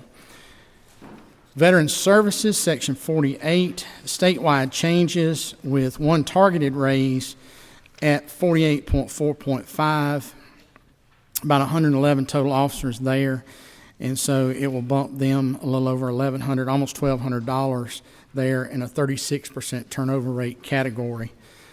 Workers' Comp, Section 49, just the statewide changes, and then Section 50, of course, is bonds, and I imagine many of you flipped there first and probably have not paid attention to much of what I've had to say up to this point because you're looking to see if something that you were interested in was included there. So, Mr. Chairman, that concludes my walkthrough, and I'll be glad to answer any questions. I know that everyone in this room have been here since early this morning paying attention and have been engaged in this process, but glad to answer any questions that might have occurred as I've gone through the presentation. Thank you, Mr. Chairman. You did a great job. I have one question. Representative Stovall. Thank you, Mr. Chairman. Mr. Chairman, were there any funds set aside for potential with the coronavirus? Well, no, not at this time. Let me tell you what we have done. So you remember in public health we've reduced substantially the proposed reductions to the grant aid to the counties by about almost $6 million. So that puts money back in that area if there's any local response that's necessary. We have been in touch and stay in constant touch with Dr. Toomey, the Commissioner at Public Health, and she's saying at this point in time she doesn't feel that there's anything that's necessary for us to do because there is going to be a substantial federal response that will be on its way here very shortly. I think last week Congress approved about $8.2 billion, I think, for coronavirus response. So she feels comfortable at this point in time that we're in good shape. Thank you. Yes, ma'am. Thank you, Mr. Chairman. Seeing no other questions, I would entertain. I hear a motion, I think as I heard that, to pass HB 793 by committee substitute. Was that correct? I think that's what Chairman Knight said. And I heard a second as well. All in favor, please say aye. Aye. All opposed, no. The ayes have it. We've got a budget. Thank you, Mr. Chairman. All right, ladies and gentlemen, thank you again, and we are adjourned.